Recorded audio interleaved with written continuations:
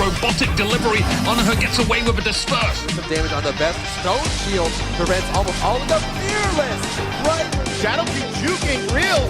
The Real can't find the head. Shadow's still alive. He's fighting for his life. He's fighting for the championship. He's fighting for everything he stands.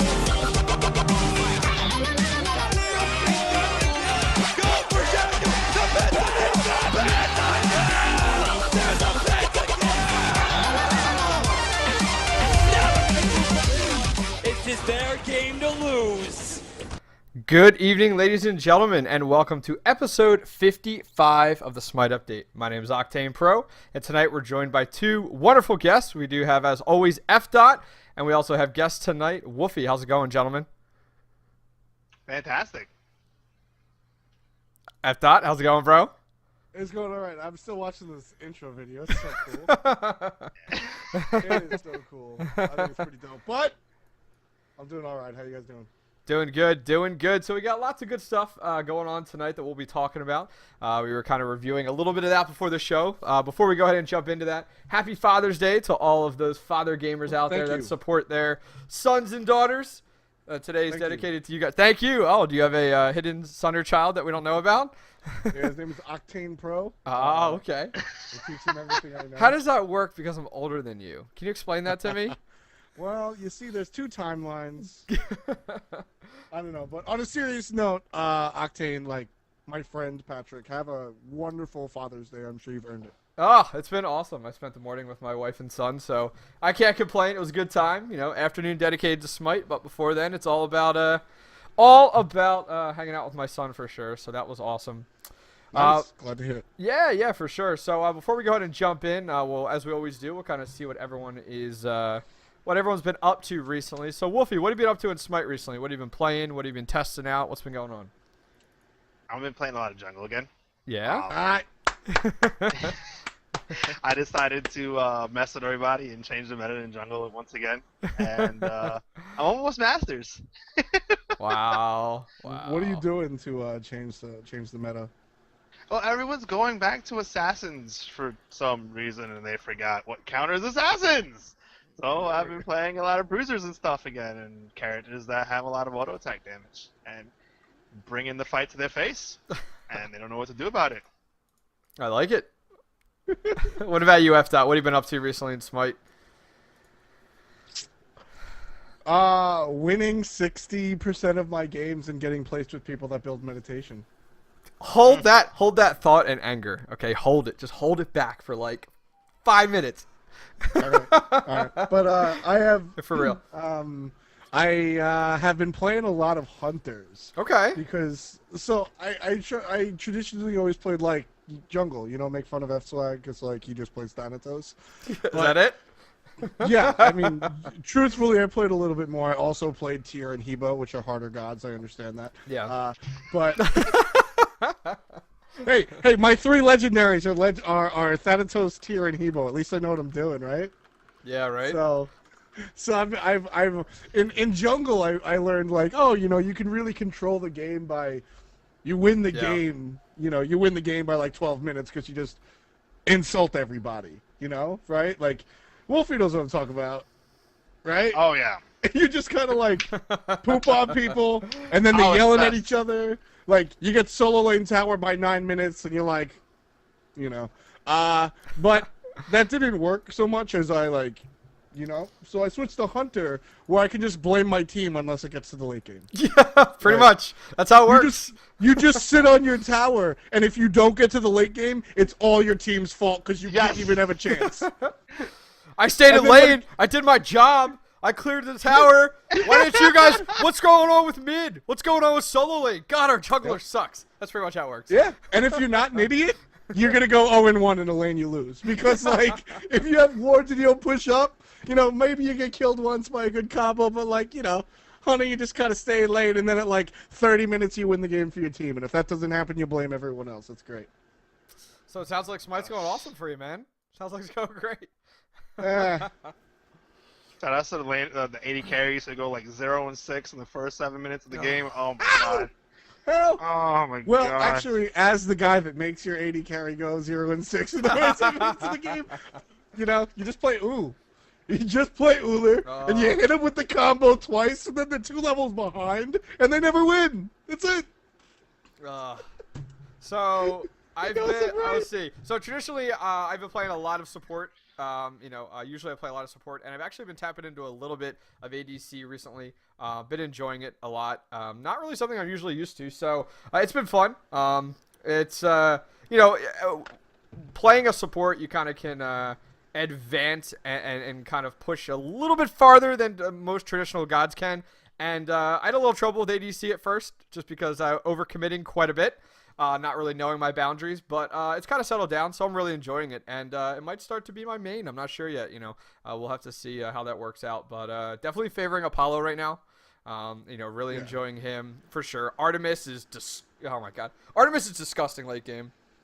As long as you don't get, if you can snowball properly, I've been finding Artemis like, it's disgusting. Like even as a support, you melt a support, no problem. Enough penetration, enough attack speed, auto attack for the win. So. It's just Artemis is tougher than most of the other hunters because she doesn't have like a traditional escape. Yeah. Apollo, I mean, jeez. Apollo was my guy when I feel uncomfortable in the hunter role. Just give me Apollo, I'll so beautiful and play safely. And then all of a sudden you're like, just give me Apollo, I'll so beautiful and play aggressively. But play Uller. For me, my go-to, like if someone's like, "Hey, I'm starting out ADC, who should I play?" And I feel like your safest bet is Neith right now, just because of her backflip allows her to disengage so easily, and being able to have the health regen is just, I don't know. I feel yeah, Reagan. It's Neith and Uller. That's Neith right. and Uller are the easy ones. Yeah, I like it. See, Uller's not as easy because you got to land everything. Yeah, that's true. You got to play more Uller. Uller is easier to survive for newer players. He's got a run speed buff and he has a jump. Yeah. He's easier for the newer players to live, not to kill people with the start. Yeah. See, I always say Neith, not because of the backflip. I actually think the backflip is easier to get killed with. Really? But when you here's the thing. You know where it's going to go and how far it's going to go every time. Okay, that's true. But it's like Wild Star. I know exactly where you're landing, homie. But see, if you're hit you with the COD Tomahawk and you get stunned. It's like somebody's been playing a little bit of that game. Holy crap. I would have to say that if you're playing Neith, you're probably playing against players that aren't going to time the positioning of her land so easily, though. I don't know. Maybe it's just me. But I'm like, because I play Neith and I just backflip all over the place and it's easy peasy. So, I don't know. 1v1 me, bro. No, never. You'll kill me. You play at 4 a.m., you might end up in my game. Yeah, right.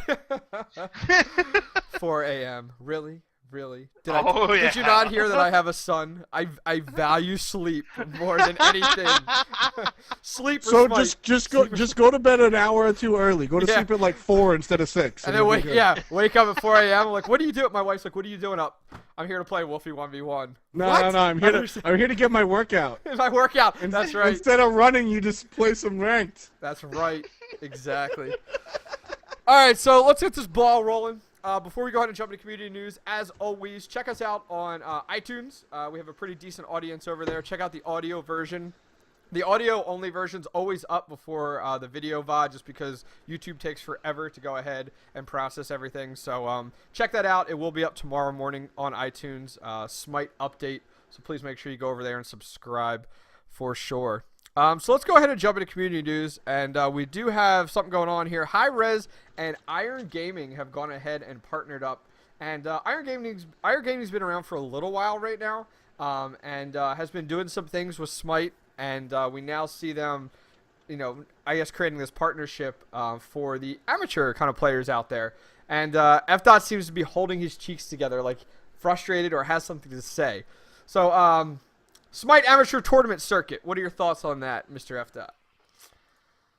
I think it's really sweet. It's an online tournament that also has some LAN events installed. It's 3 months, I believe. Mm-hmm. They visit MumuCon, some other con, and Rooster Teeth Expo. Yep. That's in Austin, Texas. It's pretty sweet. There's money involved in the lands, and I don't know, it's pretty cool. Pecky's went. So that's cool. Shout out to Peckies, and I think Shadow Boy went as well. Yep. But Peckies is a really cool member of the community, and I'm glad that he was given the opportunity to do that. Yeah, it looks like that they have, from what I'm understanding, and I'll put a link in chat, those of you guys interested. It's very, you're not going to see pro teams playing in this at all. This is very much amateur teams. You can read some of the details regarding like who can play in it, who can't. It looks like that they're going to have week 1 online qualifiers, which was last week. They're then going to have week 3 qualifiers, so I guess they're skipping a week there. That's coming up this next week. And then they're going to go ahead and have Iron Games Chattanooga, which I guess is June 27th and 29th, which is a LAN event. So I guess the qualifiers will lead up to... Okay, there we go. I see it right here. Yeah, first and second from both set of qualifiers will get invited to the LAN event. And from what I'm reading, they're actually taking care of, like, some of your... Like, they're taking care of travel and stuff like that. It looks like it's coming out of prize winnings is what I'm understanding, if I'm reading correctly. Which is a big thing because I can understand when you're looking at a smaller event like this, teams going ahead and like backing out last minute who can't get funds together to go there when it's not really like it's not like you're talking about $100,000 prize pool here at all. I mean, I think the Rooster Teeth one is $10,000, the other ones are like $2,000, couple $100. So, and then the last event there is RTX, which is part of the package there. So it's pretty sweet, to be honest with you, to see some of this amateur teams starting to come up. I should say amateur tournaments starting to be developed and up and coming. Wolfie, what do you think about this as kind of a pro player, seeing some of these amateur circuits coming up, offering LAN events, online qualifiers, paying for flights, all that types of stuff? I mean, it's cool in a sense, but like my only thing about it is that I never ever agree with amateur tournaments. Okay. Because the tournament is a tournament. It's supposed to be the highest competition available. Mm-hmm. But I mean, I guess it like encourages teams to become competitive, which is fine. Sure. I guess. Mm-hmm. I just think we should just man up and just go against the best players and just get better. Like, So you yeah. can play against amateur teams whenever you want. But until you play against the Big Four, you're not actually playing the game. So to you, you'd rather see tournaments, a tournament, as you said, tournament's a tournament. You'd rather see teams push to really play in the Hi-Rez, the Hi-Rez weeklies and stuff like that, and then compete against the top 4. Because, I mean, that's something I understand for sure. There's nothing that's stopping a team that just gets put together, like decides to go together today, in playing in the Hi-Rez weeklies at all, the way I view it. Like there's nothing that's stopping them, correct? Like, you could go ahead and just join in the upcoming weekly. I know what it is. Okay. And this is the honest to God truth. Okay, go for it. There's not enough incentive for new teams to come in. To the weekly? Oh yeah. There's basically it's a, for the most part, in all honesty, it's a small prize pool. Yeah. Unless you're a neckbeard like me. Yeah. Who just like wants to eat, breathe, and live this stuff. You know what I mean? But like, and there's a small prize pool. There's small incentive. So there's no dream to chase yet. We're not there yet. So that's why you don't see them as much. I just wish that they would like. I just wish more of the stuff was pooled together, so that you can see more incentive. There were 32 teams this week, so it's not even like we're not even. It's not like it's getting smaller. It's getting bigger. Yeah. But I just don't never agreed with amateur tournaments. That's just me. I never have. Yeah, I mean, I can agree. I don't like the restrictions. We're like, oh, we're gonna put it on a tournament. And there's all this money involved, travel involved. You're going to LAN events like RTX, stuff like that. And then it's like, oh, pro players can't come. And it's like why? Like, oh, to me, if you're trying to market and advertise an organization that's up and coming in Smite like Iron Gaming, I think it's huge to go ahead and have your pro teams out there. I mean, your viewership increases without a doubt when you're talking about viewership. I mean, you go ahead and you say, hey, you're casting a game with Dignitas and TSM or whoever, you're going to see the viewership show up. So I can understand. I mean, I can understand some people may argue against us here and be like, "Oh, well, I don't want to have to play pro teams. I want to increase my level cap, increase my skill and everything like that, going through a tournament and learning it." But kind of like what Wolfie said, like you feel it's super important to just not have a cap anywhere, and if you want to, you want to get better, play against the best. And I could agree with that. Yeah, it's all about the amount of people that are playing competitively. Honestly, like in a perfect world. you know, and whether or not this is something that APC and the other dudes at Hi-Rez are thinking, I don't know. I don't work for Hi-Rez or anything close. But, like, in a perfect world, if I had, you know, Tom's MOBA game, the way that would go down is you would have your, well, the LCS. Just the LCS. You have your established pro teams. Yeah. Like you have, maybe there's an interesting way to transition into that selection group, and that's where you have room to innovate and be different and do your own thing. Sure. But at the core of it, you have your pro teams so that every single game that we stream on Smite Game or whatever is a guaranteed dope game. When I tune in, and see, I'm a big nerd, so I watch every game. Yeah. But for my friends that are like, yeah, Smite's that game, F. showed us, sweet. Like, and no disrespect to these teams, they don't care when, like, Joey and the Buttafucos play versus, like, my pony 5-man. Like, they don't care. Yeah. They tune in at 1:30, so they're guaranteed to watch Snipe and Cloud9 and TSM, because that's what you're going to get. You know, I don't, like, most of the people don't care about the, frankly, amateur teams that are playing. Sure. And like I said, I do. I think that stuff is cool. I like to see the up-and-comers, but not everybody's like that. Yeah. But it's the amount of people that are playing. If we could guarantee that every single game would be quality 5-man, fantastic, well-practiced players, then we could limit the weekly tournaments to those players and tell everybody else, no doubt, there's Bloody Tech, there's EGL, there's TierMonster sometimes, there's Iron Gaming. You know, then you can have a separate league, and I think that is the ideal situation, because we shouldn't turn people away from our game. I want mad people playing Smite, but at the same time, I don't want to see TSM stomp some dude. I don't want to see a 9-minute victory. That's stupid for both me, TSM, and the TSM feeders. That's not fun to watch. It's not fun to play. I don't know about you, but I love 9-minute victories. Oh. What? KDA all day, please. but yeah, I think the core just remains that we need more teams, and once we have more teams, then these amateur tournaments will be a better idea. Yeah. But at the moment, they're kind of so. The TierMonster one is a different format, and that's why I like it. Yeah, it's but unique all the for other sure. all the other bring your team, no pros allowed, please. Yeah. A, that's insulting to the people that sign up. B, that's kind of lame to watch. That's, you know, why the viewership doesn't reach the same viewership. And, you know, like Wolfie said, just play against the big boys until you can be as good as the big boys. It's happened. Watch EU sometime. I mean, my thought. Go ahead. sorry. I was gonna say, for sure, I'm extremely thrilled to see another organization tapping into the Smite scene. We're happy about that. We think that's awesome. Thank you, Iron Gaming. Thank you for bringing money into the scene. I think that's great for sure. But my concern here is Iron Gaming looking at some of the viewership numbers they're going to get from hosting an amateur tournament and going, Smite's a turn off. We're not getting enough viewership for it. When it's like, you could completely destroy those viewership numbers by opening it up to a pro scene. Like, for example, all of a sudden you might, let's say you get, I don't know, 500. My guess, you might get 500 viewers max when you're hosting a online tournament or even a LAN event for amateur teams. You go ahead and say, okay, we're now allowing Cognitive Gaming, we're allowing TSM, Cloud9, whoever into it, and all of a sudden you have them at a LAN event and you're going ahead and streaming that live.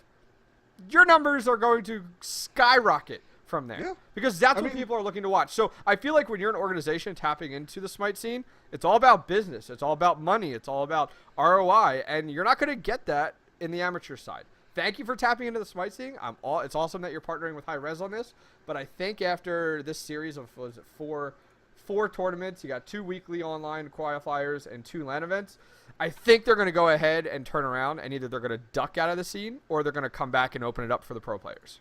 That's my thoughts. I personally just think that until you get like an established pro league, like LCS or whatever, that you have to get into, and you're the only teams that can play, there shouldn't be an amateur tournament. When everything is melded together, until you have that separation, there shouldn't be amateur tournaments. Right now, there's no separation. There's just, hey, there's an amateur league, but everyone goes into the pro league. So it's like, you know, there's money over there.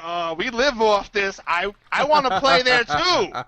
Like I don't have my league yet. Yeah. Like, And that's how I feel. And I respect that it's impossible to do right now because we got 3.5 teams in America, and like every week it changes in the EU.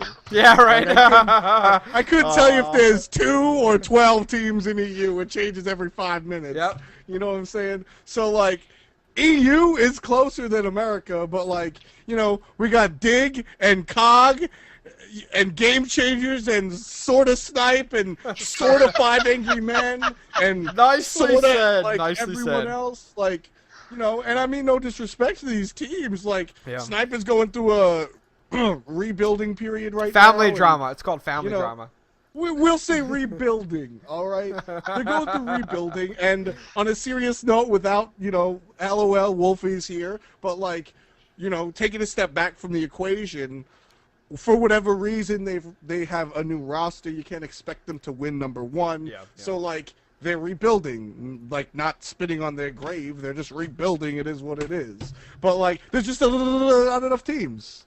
That wasn't your leg, by the way. That was me. There's not enough teams.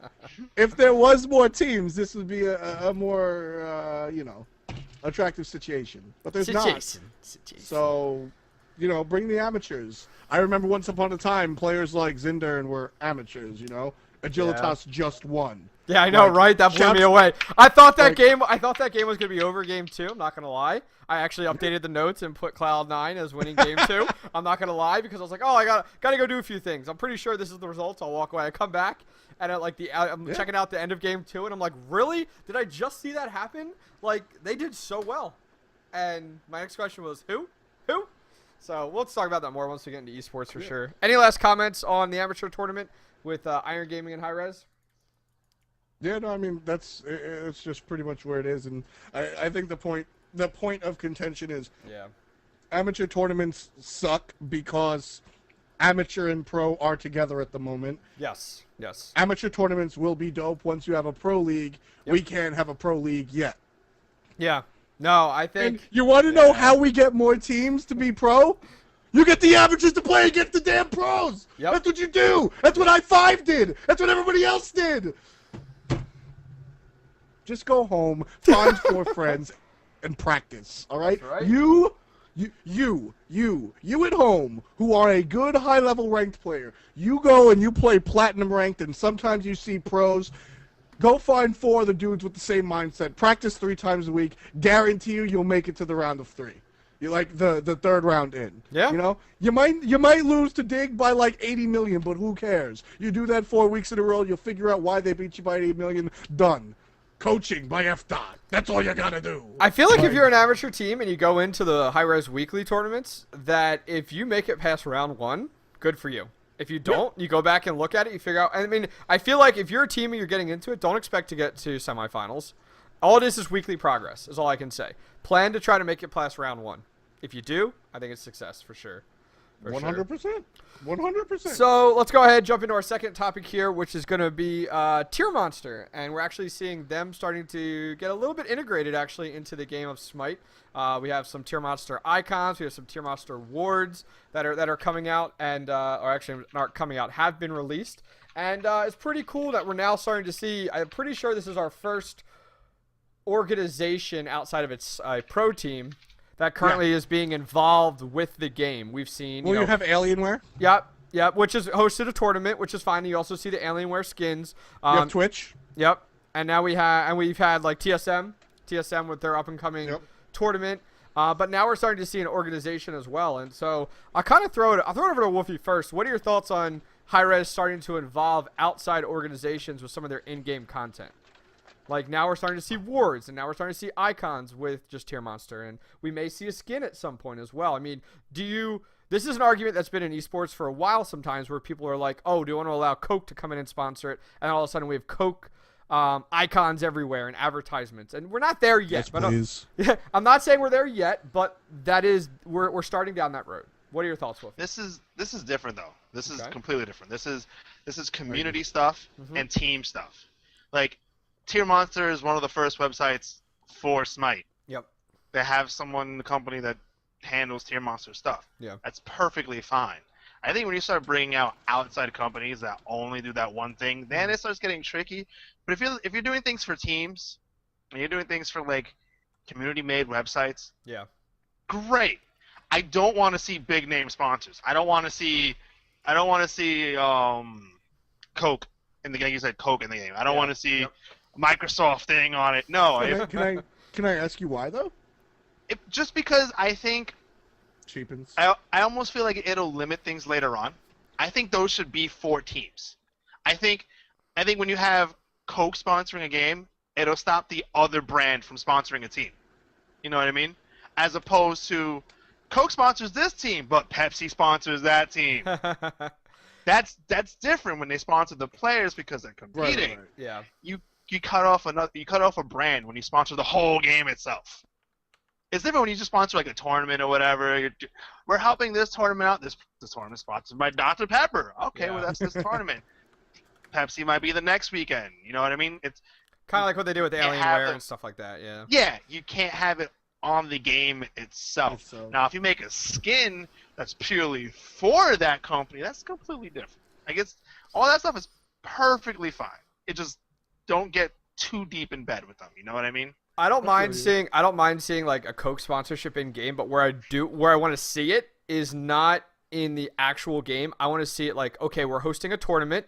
We have 5 different sponsors. Coke is one of them. In the middle of the map, the emblem is Yes. burnt.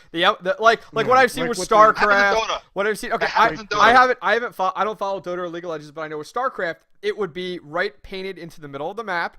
It wouldn't be super tacky, but when the players pass over it, bam, the camera sees it. You see Coke, and so right there, you know that's promised. Maybe in the one corner they have a rotating banner, and right there you see Coke, and then you see Microsoft, and you see Dr. Pepper. That stuff comes up. That's fine with me. I want to see it there, but kind of like what Wolfie said, I don't mind seeing the community involvement type of stuff. You know, you want to throw it to TierMonster, you want to throw it to SmiteFire. I think SmiteFire's still around. SmiteFire and like Smite Central, and you want to do some of that stuff. I'm cool with it because you're giving back to those websites. And the way I see it, I'd be interested to see, and I assume there's plenty of it, after they implemented TierMonster skins and icons in the game, you know, there's probably a decent amount of, hits to TierMonster that went up increasingly just from the fact of that. And that's given. So TierMonster has done a ton for the Smite scene. Now we're going to see that returned. And, now we're going to see the traffic increase. And that will allow TierMonster to have a little bit more ROI with everything. So more profit from that. So I don't see anything wrong with it. I mean, I think if it's done right, it'll be great. Yes, I agree. So, as I said, we saw some award skins. You also saw some icons. So, to push that, I'm going to go ahead and post in 3 codes for the award skins in chat. Feel free to fight over them. Make sure that your Smite client is open. Dogs. I know. Just throw it out there. It's like a bone. Just throw it. Whoever gets it first wins. Fight over it. But I'll go ahead and put it in chat. And also, just as you guys can see underneath of our cameras as well, go ahead and email the show, SmiteUpdate@gmail.com. And email us with questions or comments about the show. And I'll go ahead and email you back with a TierMonster word skin if you have one. And we'll go ahead and read your email next show. So go ahead and feel free to do that. There's your codes in chat. Yeah, grab those TierMonster ward skins. You can't get them. So all that TierMonster stuff that's been thrown out there, TierMonster ward skins are only available from TierMonster streamers. We get 2 per stream slot. So that's it. That's how you get them, and that's it. There's no way you could buy them. Yeah. They're only being given to TierMonster streamers, so you're not going to find them on eBay. Like, you gotta watch TierMonster, or I guess Smite Update, which is pretty dope. So, like, there's no other way to get them. The other I don't even have them. I don't even have one. Oh. I'm not even having a lot. Well, you gotta watch TierMonster, bro. I know. I'm sorry. But yeah, so there's also the you get the Smite Pro icon for coming in first place in TierMonster tournaments. that's pretty baller. You also get award for winning TierMonster tournaments. You get the TierMonster icon if you're signed up on TierMonster. If you sub to the channel, you get the stupid dry bear icon with the big forehead. And then there's 3 other icons that we haven't really discussed yet. But I got them all! We'll be giving out. I'll throw 3 more in chat towards the end of the show. So incentive to There hang you out. go. We got yo man, it's like money. Just gotta hand it out. Like they're not even codes that you can get elsewhere. These are like Guan Yu Artemis codes. Like damn. Apparently, you just gotta know somebody. You know, I might know a few people in the scene. I might know a few people. Like Apparently me. bigger than me. Damn. All right, so let's go ahead and jump into our next one here, and I'm actually going to allow F. Dot to run with this one, F. Dot. So start us out on our next community topic here, because I know you're ready. You're ready to get started with it. Oh, Elo. I'm gonna give this one to Wolfie. Alright. I got this. Because Wolfie. I think Wolfie knows a little bit more about this. You're very established. For those of you that don't know, Wolfie played a lot of League, which has an Elo system. So maybe you could give us some background on why this is correct. But we on the forums, Peep Smash, who does a little bit of math. He's friends with like Shadow and stuff. He's he linked some bar napkin math on the Bar Reddit. napkin math. You I can love go it. find this. So click on that. You can read all about it. Wolfie's gonna go ahead, Wolfie. Alright, so now, before getting into all his details on his thing, Yeah. I understand where he's coming from, right? Now, we have to understand why Elo, as a system, isn't perfect for MOBAs. For Because- one, it's a 5v5. It's 5v5. It's 5v5. It's you with 4 random people you never met before. There's random factors. There's a variable. It's the closest we can get to being perfect for right now, Yeah. but it's not perfect. Now, there's hidden things on the Elo system. Your first few games are obviously worth more than your later games. And the game pretty much determines whether it's a fair game or not, depending on your Elo versus the enemy's Elo. If you have a higher Elo than the rest of your team, you actually lose less Elo than you're in an even game. Yep. And you win more if you win, if it's an uneven game. So depending on what games you win and lose, you'll be higher or lower Elo. Now that is something you can't control. It's how the matchmaking works. Now, the reason we experience this worse than in the other games is because there's not as many players yet. League system can do this whole random drafting where the Elo doesn't matter and whoever bottom pick can get first pick, whatever, because they have millions of players. We don't have millions of players yet. A week ago, in the morning, I got into a game with a person who never played ranked before. This was his first ranked game, and he can potentially be first pick. Now, it doesn't happen all the time, Yeah, because the rando and now. I guarantee you, when big boys play, I'll be in a game full of big boys. There's not enough big boys in the game to keep me in games with people, especially when there's a timer involved. Now, if there wasn't a timer involved, you see all these top-level streamers being queued for 40 minutes. It's how it is. Well, did you see they're getting rid of the timers? I'm happy. I have no problem. Hi-Rez waiting 30 Chris minutes for mentioned a it game. last show. They're going to be getting rid of timers here shortly. I have no problem waiting 30 minutes for a game if it's a good Okay. game. I'm Yeah. perfectly fine with That was going to be one of my questions. Yep. Besides that, until we get a lot of players, you're going to have these growing pains, the growing pains in the game. Now, as soon as the system sees you and where you're supposed to be, you get into the league that you're supposed to be, and when your Elo matches the league bracket you're in, you start losing more points when you lose, you start gaining less points when you win, and you kind of get to that 50-50 mark where you win 12 points and you lose 11. Yeah. I'm kind of there at the moment. Now, that whole thing that he posted in there is saying how it's really hard to get his Elo up because the system recognizes that he's in the Elo he should be. That's supposed to happen. That's how it should be. You have to fight and prove you're better than your Elo.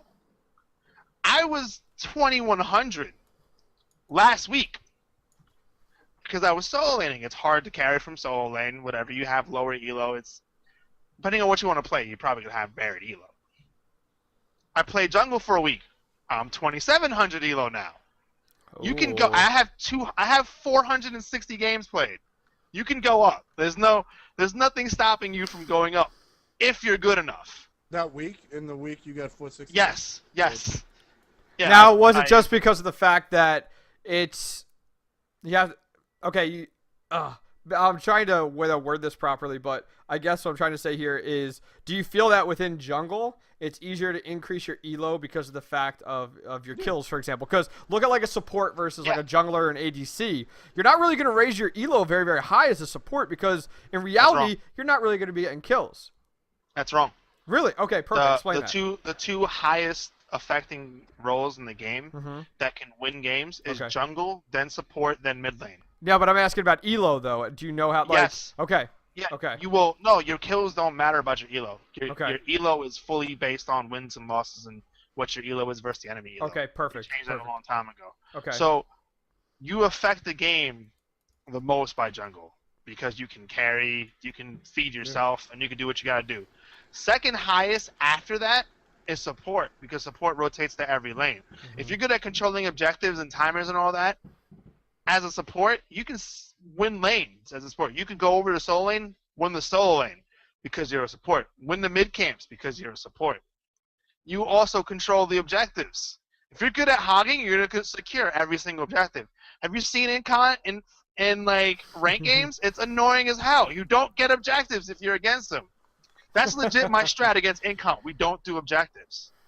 That's how you beat him, huh? We don't. Yeah, we don't do objectives against Incon in rank games. I don't do them until he's dead. I will kill him and then go for them. Not even trolling. That's how you do things. Then middle has the next highest because they can rotate over. They can either go to solo side. They can either go to dual lane side. They can go do the Gold Fury. They have more control over the game than the other. Now, AD carry is the fourth highest because if the game gets to 20 minutes, 30 minutes, they're the big boys. Yep. They're the big dogs. They dictate everything. Now, the only thing about solo lane is that you can stalemate the lane in almost every character. And that's the meta. So you're rarely ever going to get fed unless the person makes a mistake or your jungler decides to kill the person.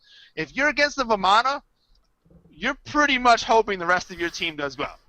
Same thing with Afro and you're hoping the rest of your team does well because you're going to be average. And that's the tier of like winning elo and losing elo is basically jungler, support, middle, and AD carry then solo. So you'll see differences in people's elo depending on what they play. That's just how it is. But people need to understand that elo is just a number. It doesn't make you a better player or a worse player. It just means you know how to abuse people better. That's pretty much it. It doesn't make you individually a better or worse player, but it makes the teams that you individually get placed on a better or worse team. I think like not exactly. If your elo is too high, you will be put with worse players. Because it tries to balance it out. Stack team, yes. Yeah. And it doesn't always happen. We saw that a lot like in the recent past with pros, right? Yep. Yeah, it's happened a lot of times with me, Shing, Zatman. There's nothing you can do to fix it. It's just the way the system works. It's because of lack of population, correct? It's partially lack of population, and partially because there's no elo cap. There should be a soft cap on elo, and I've been saying this forever. The soft cap on elo should be 3K. And now the reason this is happening is that if you hit 3K elo, because that's where everyone seems to like be bottlenecking anyway, you gain less points and you lose more. Now what this will do is it'll make it so that it's less likely for the elo to be that much, like the variance to be that high. You know what I mean? So someone gets a 3K elo, they're not going to get 15 points a game, they're going to get 2 points a game, but they're going to lose 10 points a game. Eventually you'll see everyone like around 2,900 to 3,200. And that'll just keep the teams more even. And you'll see it get better. Now, the more people that play, the bigger the numbers, you keep raising it. That's what League did. And that's how they solved this problem. That's my opinion on how they can like help the high elo players from feeling that pain of just like losing the moment you get high elo. Now, the whole other pain is the 4 a.m. getting the 1300 person. That's a whole argument. That's definitely a population problem, unfortunately. Yes. But as you said, you don't mind as a player waiting, and I'd be interested if Hi-Rez put out a survey that said for ranked, and see the results. Whether are you willing to wait 30 minutes for a closer skill level based game versus, hey, under 7 minutes, get me in, because they're talking about taking out the timers. That's going to make it even worse, I feel like, hey, whoever's there and available, you're going into a game. I feel like it's going to be so. No, that's not how that works. Yeah, No, that's what I'm saying. No, taking out timers would be. So the way it currently works is you queue up and it ticks down from wherever you queued up from, and at the end of the timer it's like these guys are closest, ready, set, go. If it ticks up, then it's like, all right, this is you, and these 9 should be your teammates. Let's fill it up. And if we don't, you get to chill and eat Doritos for 3 hours. But if we do, you get a balanced game. Sure. So like the removal of timers would just be better. But I mean, like the problem is, and I mean, so Wolfie, actually, I want to ask you this before I say what the problem is. In my opinion, what should the win percentage be to raise your elo? 51%. So when I'm sitting at 55 to 60% with 1200 elo, and I don't go up, what happens? You're going up, but you're going up slow. And that's the problem. That's a problem. That's not a problem. It is a problem. That's not a problem. Just to me, you get screwed if over you're 50 originally. Like, No, if you're placement. If you're 51% elo, no, if you want 51% win percentage, the elo system's doing its job. You're supposed to have a 50% win ratio. If you have an 80% win ratio, there's a problem. Either there's a broken character that you're abusing, or you're in a bracket you shouldn't be in which case you're going to go up faster. If you're 50% to 60% win ratio, you're around where you should be. You should be going up slow. Because if you're, let's say you have a 55% win ratio, right? And let's say you're in 1600. If you're going up too fast, you're going to go against people in 2300 that have a 50% ratio. It's going to be fun for no one. And they're going to rape you. They're just going to, like, it's going to be like 300. It's not going to be pleasant. You're not going to enjoy this. Yeah. And I'm going to get my elo. Like, I totally agree with that. I have played against way back in the ranked days, I've played against people I shouldn't have. I totally get that. You know, and my major concession is that I'm not a pro, and I'm not close to it. Yeah. But when I get in games and I go 22-3, but lose because this is the 3rd game in a row that somebody is on auto buy, that infuriates. Like, there's something, whether or not something is wrong there, I don't know. But I've played Apollo on stream, gone 25-2, and lost because my jungler is building Shifter Shield first item into Bloodforge, activating meditation every 60 seconds. Like, I'm not a pro, but I ain't that bad. So here's oh, go ahead, Wolfie. Remember I tell you about the variants? About the 4 random players? That's what that is. Yeah, I mean, me and David, me and Smuggling Rum, we talk about this all the time. Elo, first of all, everybody, including Hindu Man, that says ELO, you're completely wrong. You're talking about a synth techno band, ELO, Electric Light Orchestra. They made that song, Mr. Blue. You remember that song? Yeah. Elo was named after a mathematician that created a ranking system for chess, which is a 1v1 game with 0 random variables. This is a 5v5 game with many random variables, including the fact that it's 5v5. So it's an imperfect situation, etc. But I'm a lot better than these people that I'm getting in games with, and it's really frustrating. You'll get out eventually. So Get out eventually. here's my question, and you can comment the way you want, or here's my thought and my question. So you had said very much so that Elo is not very much geared towards a 5v5 environment. It's very good for 1 versus 1, but not for 5v5. My current issue with the current Elo system is not what we've talked about so far, but right now my current issue is the initial first few games of every season. As you had talked about, you play your first game, whatever. It tries to find where you fit in based off of what, 1 game is from what I'm understanding, and then how many games is it right now? It takes a while. If you're winning a lot, then you'll get a lot more games. Yes, with but extra if you elo. lose, if you're losing. but if you're losing, because my problem, here's what I want to see, to be honest with you. I would rather see us, you get 5 placement matches. The first 5 of your games, you get placement matches. Then it goes ahead and puts you into a division, your gold, your silver, wherever, based off of not only your win and loss percentage, but keeps in mind kind of what F-Dot had talked about, your kill to death ratio, your assist, everything. Well, because to me, let's say you go through your first 5 games and you lose every 5 games, but as F-Dot said, you're going 22-2, you're going 25-2.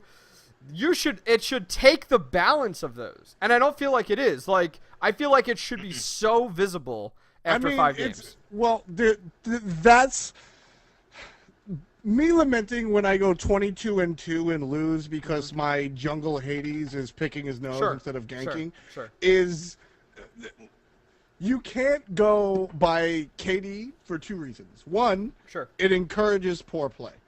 Now you have people protecting their KDR. Have you seen what happened to Call of Duty? Before they changed, before there was a professional scene, and the professional scene of Call of Duty was very much like we have right here, which is it's like amateurs that are just good enough. Games were horrible because everybody just protected their KDR. It's like, all right, I can win this game or I can not die. Guess what I'm doing? You know, so all those situations where Gold Fury's going up and support needs to go steal it, or jungler with Hog 3 needs to go steal it. Guess what? I'm the jungler with Hog 3. I'm going to clear back Harpies because I don't want to die because I want to rank up. So you get bad, you encourage bad habits. And 2, rip Jeff Hinlow.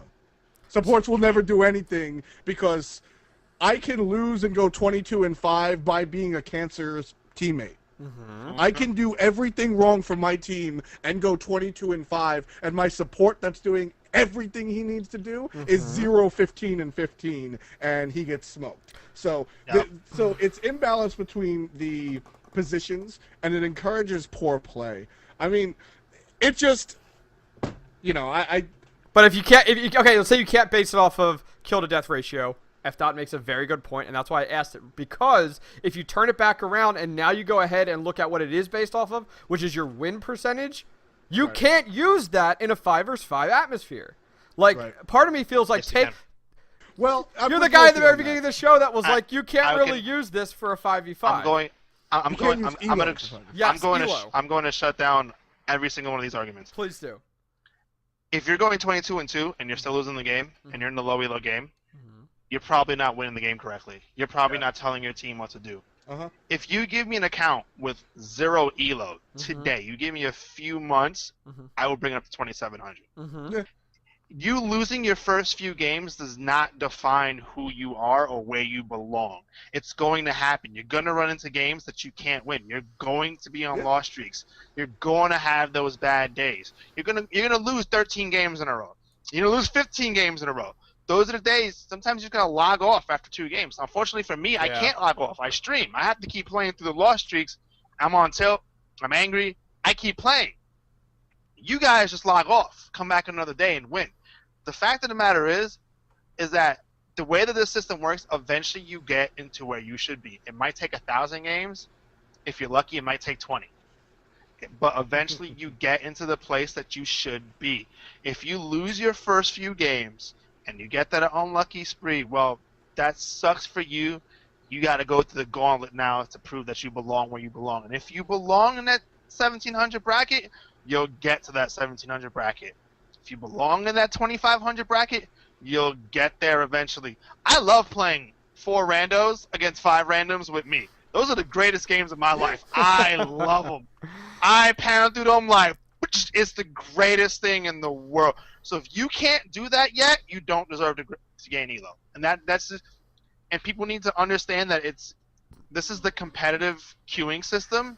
We can't baby everybody. No, I agree. You can't. This is if we can baby them in casual queue. That's what it's for. I always agree with. You can't get mad at people in casual queue. They don't do that in casual queue though. I understand that. I understand, but that's how I feel for the 2 systems. You can't baby ranked. This is the big boy queue. I agree. This is I'm going to work. My boss wouldn't be nice to me if I didn't turn in the report correctly. You know what I mean? Like, that's how it should be. When you learn how to carry those games, you'll gain Elo. Some Until games then, are uncarryable. some games you can't win. You can't Some win. games you can't win. Now, the whole I've proven this across multiple games. Okay. I used to get paid to raise people's Elo in League of Legends before they made it illegal and used to get in trouble for it. I used to do Why this. am I not surprised? And they could give me any Elo. Someone gave me an account one day, right? This guy said, I'm stuck in Elo-Hell. I can't do anything about it. Okay. I'm going to give you $800 to bring me from 200 Elo to 1,000. Okay. And I said, done. I did that in 2 days. Done. You know what I did? I played something no one else knew what happened. I played Xinjiang middle. Yeah. I played jungle Urgot. I could do whatever I want because no one knew how to win games back over there. And I just told my team what to do. And I got paid to do this. There's no such thing as Elo-Hell. If you're stuck there, something hasn't clicked in your head to win. That being said, and I will bring this up again, some people just don't know how to win ranked. There's pro players. True. There's pro players in League that get paid hundreds of thousands of dollars to play League of Legends, and they're in gold because they don't know how to win ranked. But they will demolish you in the tournament. They just don't know how to play ranked. Sure. Just understand that and don't let it get you angry, and just learn how to win the game. And you'll win eventually, and you'll gain Elo. That's the sad fact, and it's unfortunate when you get the short end of the stick, but you just got to deal with it. That's how it is. We just need more players because Yeah, that too. It is so. Can we buy population? Can we take that money and buy? I wish. But like, I wish. I don't know. My win rate is somewhere between 55 and 60. Okay. But my go positive rate is probably close to 100. Okay. And my team to do better than they started is definitely 100. But sometimes the majority of my games, I would say, and you know, I stream like 8 hours a day from the beginning till the afternoon, and like my little 15 viewers can tell you that I get like 9 games in a row of like first pick Anubis, meditation 3, leaving the base.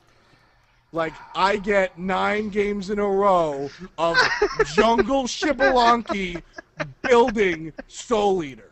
Like, these are the things that go down. And when that Xbalanque wants to trade with me because I can jungle Apollo better than he can jungle Xbalanque, we can win. You know, when I make the aggressive calls to ult on their tower at 7 minutes and steal the Gold Fury because I, the hunter, bought Hog because I want to win, we can get through it. But sometimes solo lane Fenrir just sits there with his Bumba's mask going, nah, I know how to play. Nah, I'm winning. Sometimes that goes down. And like, you know, man, like, if you give me 4 idiots that are receptive, I can beat you. Not Wolfie specifically. But you're saying general, yep. You give me 4 idiots and me versus 4 idiots and me, and I can win because I can coach them. I can tell them what to do. Like, I'm not the world's greatest player, but I'm a caster. I understand the game. Like, oh, you see the jungle on the right side of the map? Well, then get aggressive on the left side. Like, these are the things that don't occur to people in bronze and silver. And that's how you win. That's what Wolfie's talking about. That, you know, you ward the enemy speed buff so you can steal it every time it comes up. These are the things that help you win ranked games. Eliminate a single player. These are the things that help you win ranked games. But when the players are there for their 3rd game ever and then they disconnect because they want to go get McDonald's, like, you just can't win. You just can't win. So on that note, we were talking about last week, you weren't here, and Wolfie, you weren't on, but Chris had definitely given us a heads up that they would be removing. We talked about how Elo used to be in the game. Wolfie, you probably remember this. You used to be able to see your current Elo rating right next to your name back in the day, and I still can. Okay, how can you still can? Because they removed it. I have no idea. One of my mods knows how to like. There's secrets. There's secrets. I have no idea. To be honest, I have no idea. But my mod made a bot that's still able to do it, and I don't. Thank God. Nice. Because the reason I was going to say was I because of the fact that you can't view your Elo on the website now. And my question was, how do you feel, F. and Wolfie, about them completely removing your MMR or Elo, whatever you want to call it at this point? I don't care. Whatever. Do you care about it? Do you want to see it? Do you it. not want to see it? What do you think? I want to see it. Now, do you want to see it it in game next to your name when you're in lobby? No. Like it's fine that I can see it on my bot, and it's fine that I On can your see bot. It. If I can see it on the website, I'm fine with it too. It shouldn't be in game. Okay. That's cool. And please, for the love of God, do not make it so that the lobby is random. Please. There's not enough players in the game. Please. Because Please. that is another aspect Please no. of letting Elo work itself out. Yes, because it really is. It really is. That's exactly what I talked about. 4 idiots and me. I can make sure you don't first pick Anubis and ban freaking Artemis. I can make sure that doesn't go down in my ranked game. Please. But when you put XX Phoenix Rises 4769 XX and it's his 3rd ranked game ever and he's on top, he picks Anubis and then he goes ahead and he bans Naja. Well, what else can I do when they get past that Hercules? Not that I don't think, as you said, as we talked about last week, it's really going to help with bad manner. I think it's going to make it worse. Because to me, that was the reason. If you look at the notes and the details, that's what they said. Oh, we're trying to help with the fact that nobody knows where their Elo is at, so nobody knows who's on top. So people aren't giving people at the bottom a hard time. Blah blah blah. So I feel like all of a sudden you're gonna see Octane. If you see Octane Pro picking that time, and I decided to go with this ban, I think chat's gonna light up with that. All of a sudden you pick some random god that you never ban out. Like, oh, I'm gonna ban Ymir. It's like, what? Now, granted, after today's EU games, you might question it, but yeah, it's gonna make it worse. Yeah, it's gonna make it absolutely worse. There's, like I said, I got into a game with someone who never played ranked before a week ago. If he can have first pick, he wanted me to ban random characters that he wanted to it's like we still ban Bastet. There's counters to Bastet now. Yeah. He's not CC immune. I just went against Lassus. He jumped in. I silenced him. He physically couldn't jump back. Pretty much. You can deal with that now. There's counters to it. If Bastet jumps in on a Poseidon, he drops the Whirlpool because he knows that he's landing in that spot.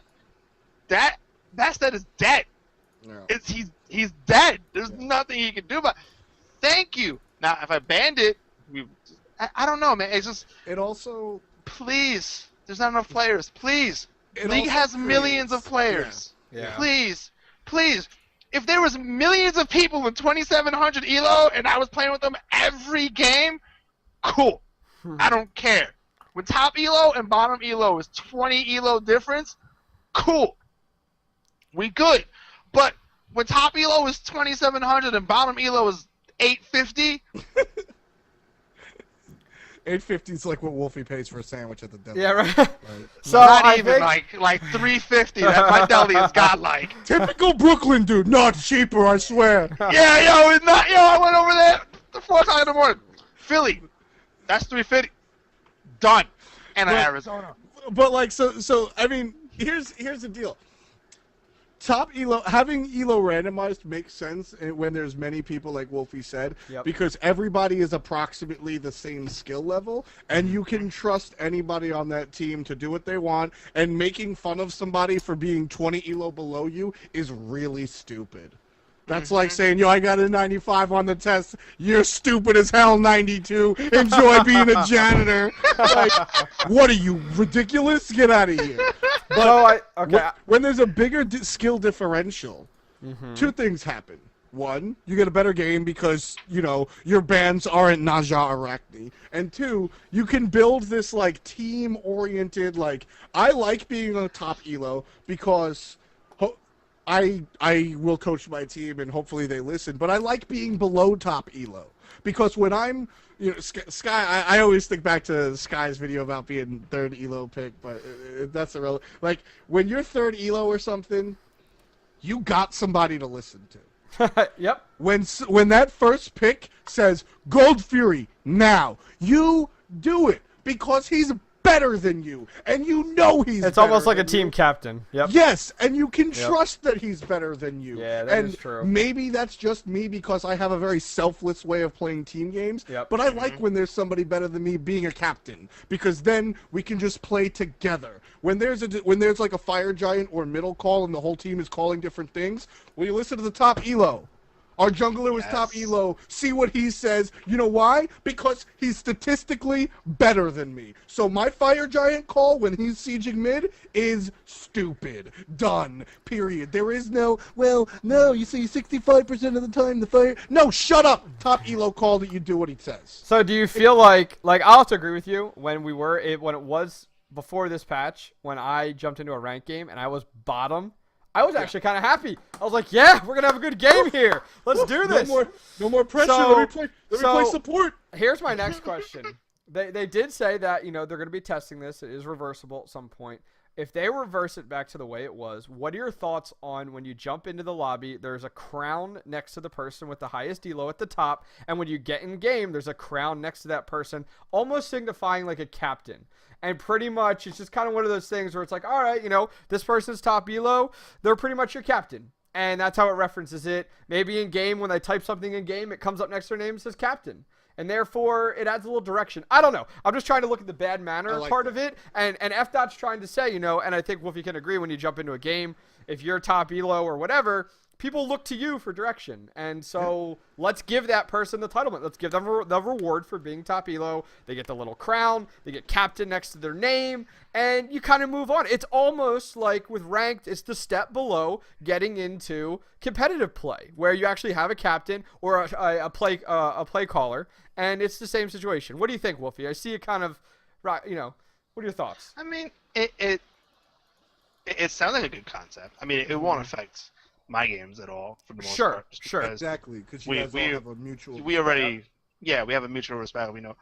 I can understand where there would be good things on that, but I also can understand where there would be bad things. Mm-hmm. Yeah. There could be a lot of ego problems, etc. Sure. But I think that's everywhere, though. If that person's going to have an ego problem, they're going to speak up and be that person anyway.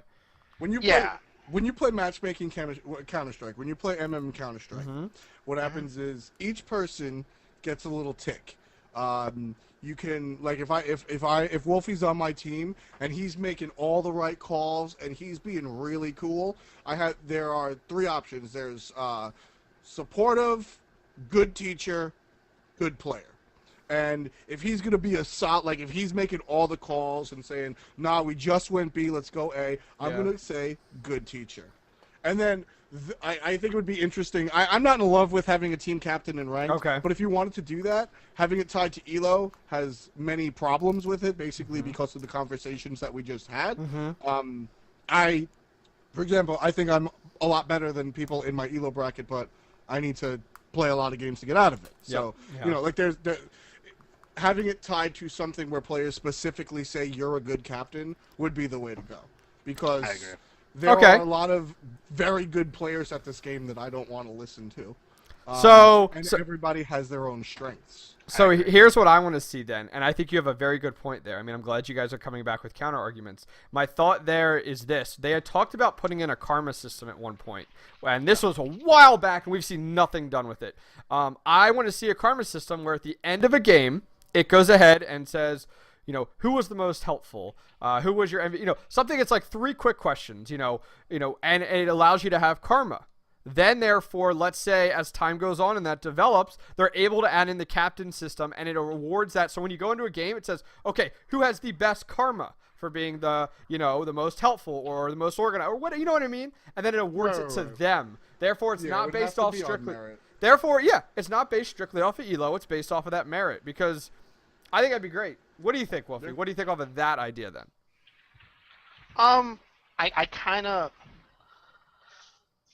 I personally like more F.Dot's idea, sort of the way that they do, sort of the way that they do League. In a way. A badge of honor seems like something cool. Right. Like if enough people, if you get enough people to vote for you, like you'll see something on you that the merit system. This person's good at making calls. Like it's sort of like that. Exactly. This person's really good at he's a really nice guy and he's okay. You know what I mean? Like and this person's a good like enemy to go through. Doesn't talk crap or whatever. Like you can have a whole bunch of things that people can earn and people will love it, like the badges or whatever. And I think that would work better than all the other ideas that I heard. You talking about something new or a player icon like on the loading screen or whatever? Or your lobby screen even, because they talk lobby. Because it could be in game or lobby. Or last loading. show we were talking with Hi-Rez Chris, and I'd say, hey, what are your thoughts on putting in some type of merit badge system within the lobby screen, so when I jump in, I can see, oh wow, like Wolfie has X, Y, and Z next to his name. He's a very experienced player. He's done X, Y, and Z. And Chris was like, wow, we didn't even think about that. That'd be a good idea. That could be exactly what you're talking about. You can go ahead and put in that, badge of honor, whatever, in that screen. It's not showing your elo. It could very well show you what division and rank you're in or whatever, but then it could also show these different, merits or awards or achievements or whatever. So it's an idea. So any last comments on elo or anything we talked about before we move on? No, I'm good. F dot? Yeah. All right, cool. All right, so moving on, just a reminder, every Wednesday night, 8 p.m. with Hi-Rez Kelly and HiRezAPC, there is the Pug Wednesday games. If you're a player that, hey, you want to step out of ranked a little bit and you want to start playing in some organized games over Mumble, where you're put into scrimmages. You just show up, you get put into a scrimmage with 4 other guys, girls, and you go ahead and play, and it's over Mumble. Check it out. I'll put the link in chat for you folks. It's every Wednesday at 8 p.m. Within the Smite Mumble. Please go ahead, check it out. Great place for you to look at. So we started to add in a section of the show called community emails. We started to get more and more emails recently, and we've got a few more. I think this is so cool, by the way. Good. Well, we've gotten quite a few more today after I went ahead and put the info up below. And we're going to start rewarding people that go ahead and put in good emails. I'm looking for well thought out emails that you email the show. I don't want to see a page. I want to see a quick little few sentences on a topic or a thought or whatever. Email it to the show and we'll read it the following show. So anything you email in now, we're not going to read today or talk about. It'll come in next show. But any of the really good ones, we will go ahead and send them. If it's a skin code or gems or something, you will be rewarded for it. So please. Can I email you for some gems? You can. Feel free, F dot. I'll give you whatever you need. I'm actually going to email a topic because I want some gems to buy the Pele Xbalanque. Sounds good. And I don't have enough gems. I may know some people that can hook you up even more. I'm gonna go buy the Pele Blanque with my. I think you guys should talk about why Wolfie never. I don't know. I can't make fun of him. But. That's right. So. Our first email, and this actually works out really well because Wolfie's on the show. And I swear I didn't plan it. Wolfie was just on last minute. The first email comes to us here and says, "How much do you think pro players influence the Smite meta? Countless times I see people picking out their picks in my league games because a pro player did it, or they go with a build that is not supportive to the game at hand because a pro player did it." So I'm going to throw this to F dot first, as I know Wolfie has plenty to say about it. What do you think? How much do you think a pro player influences the Smite meta right now? Of course, the pro players influence the Smite meta for better or for worse. So there's 2 sides to that. Okay. Should you play Do More Hell?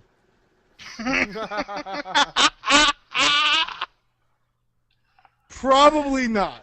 Okay, just because some dumbass solo laner from your favorite professional team did doesn't mean that you can. So, for as much fun as I make fun of Wolfie for playing Do More Hell, the man pulls it off because he is literally paid to play the game. Stop influencing the game, Wolfie. God. Wolfie is. I can say this. Wolfie's better than you at Smite. All right, like that's just the case. Yep. So he can so pros can get away with doing things that most other players can't. Mm-hmm. However, Athena jungle. Athena jungle's easier than you think. It just requires communication with the rest of your team, but that's a different story. However, the standards that pros go. Yep. Are standard that pros go for a reason. Pros play Poseidon and Scylla and Isis in the mid lane because they're good. Yep. So like, you know why I bring this up? Because the guy that's the guy that complains about that is always the guy that's saying, why can't I play Vulcan in the solo lane? Yeah. The guy that's saying, oh, you guys just blindly follow whatever the pros do, is the guy that's trying to be Nuwa jungle, which sort of works, but still. You know what I'm saying? Like, that's who's complaining about that. Me? I'm not complaining about that. Like, because I know that if I want to play Hunter, I need to play Apollo and Uller and Neith. Like, if I want to play Cupid or Xbalanque, I either need to have 4 million hours on those characters so I can play them better than you, a la Zapman, or I just need to be in a casual game because we're not going to win. Like, so, you know, my response to that is there's a reason that that pros play standards, and for the non-standard stuff that the pros do, they're just better than you. So sorry, bro. I will comment before I throw it over to Wolfie. My comment there is I agree with F. My biggest gripe with it is we see Wolfie go a certain build, and then I jump into a game, and I see someone following that build to a T, and I want to be like, why are you getting, let's say you're in dual lane, why are you getting magical protection, and for some reason you're going against 2 physical gods? Oh, well, that's the build that I saw Wolfie do. It's like, no, every build should be situational. There's no cookie cutter builds. Like, except Hunter.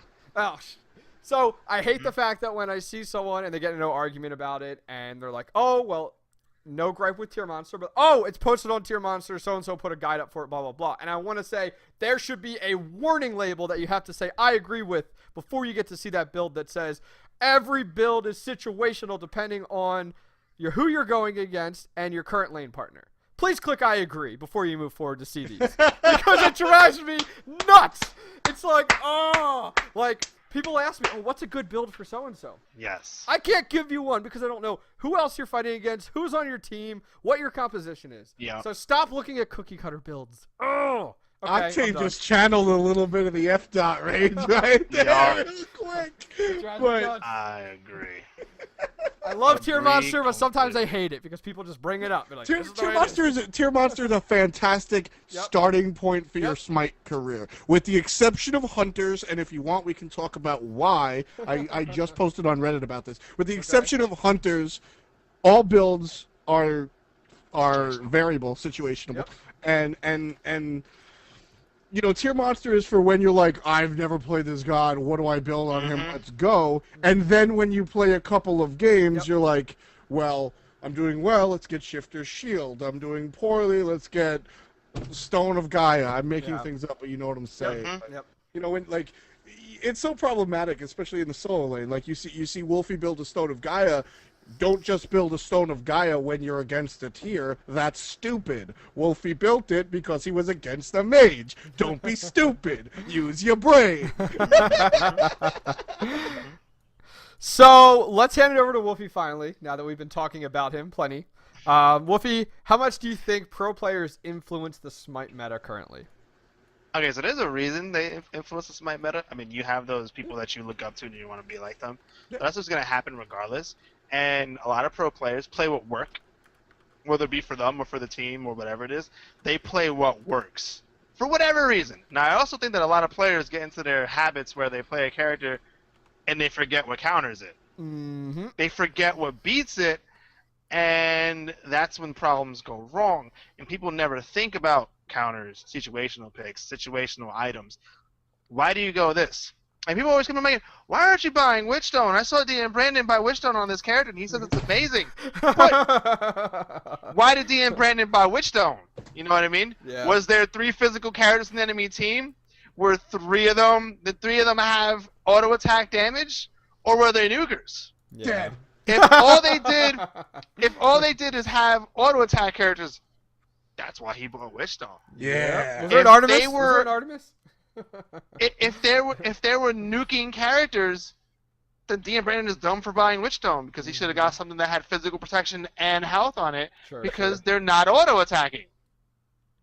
I'm pretty sure he had a reason for buying it, but it's the truth. Now, there's also, oh hey, this character's picked every time. Why is Ra so good? Why does Ra... And so he picked Bakasura. If you guys saw, my stream made me watch the game that was being streamed on Smite Game. Okay. So I watched it, and I was like, why isn't Snipe picking Chang'e or Bakasura against Ra? Why'd they go Zhang Kui?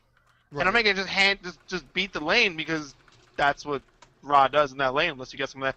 And then so Anatoly go back and I'm like, watch Anatoly run a train all over that Ra. And there's nothing that Ra can do. He's gonna pop ult and just beat him down. Yeah. So it's just what happens. Well, so we'll step in. Translator. That's right. The translator. We got barbecue food real quick. Hold on. All right. Oh, So- we got food delivered Yep. to his room. Yes. So Golf clap, So, man. Pro that's the- right there. that's- Pro player. I thought you were Pro getting a player. sandal thrown at you. I know it. no. I got barbecue food. Mom's just got home. So the Hey, difference Mama, is come just over that here. I'll take some food. Hook me up, the baby. whole big difference is you gotta learn what beats what and why things beat what. People come in the channel and they say, oh, if you go Chang'e against Afro, you completely counter the character. No, because then if they have an aggressive jungler who can camp you all day, you don't actually do anything. Yeah. You counter the character. You don't counter the team, and that's Yeah. the important part. They can if they still have a stronger team fight, they're going to still be able to heal in between fights. Sure. They're going to be able to take objectives if they beat you. They're still going to be able to tank towers. They're still going to have that CC immunity and everything immunity Like, it's still in the game. You don't just, hey, we can pick Chaac no matter what. It's not how that works. You can pick Osiris no matter what. But it doesn't Yeah. matter. That's a whole other, this is also a thing. People forget characters that don't have counters. Yep. Yeah. Osiris doesn't physically have a counter. There's characters that do well versus him, but there's not physically a counter that counters him. I'm trying to find this so hard. Gods that have slow immunities, like Alquan. That's not a counter. It's not a counter. He has a speed buff when he hits you with his 2. He's got a speed buff. Dude, I've chased people with sprint, and people don't know this. Oh, here When it you comes. leap on Osiris, it doesn't break the chain because you're still counted as in the game as you're leaping. Yep. So if they get far enough away, if they hit the tip of the edge of you, if you ult after them, the chain stays on them and you'll stun them when you land. Oh, God. So, like, sprint, that's not a counter to him. Yeah. That's not a counter. I mean, there's characters that are good against him. Kali's good against him. Nemesis is good against him. Freya's good against him. There's characters that are good versus him. But there's no counter. Thor has a hard counter.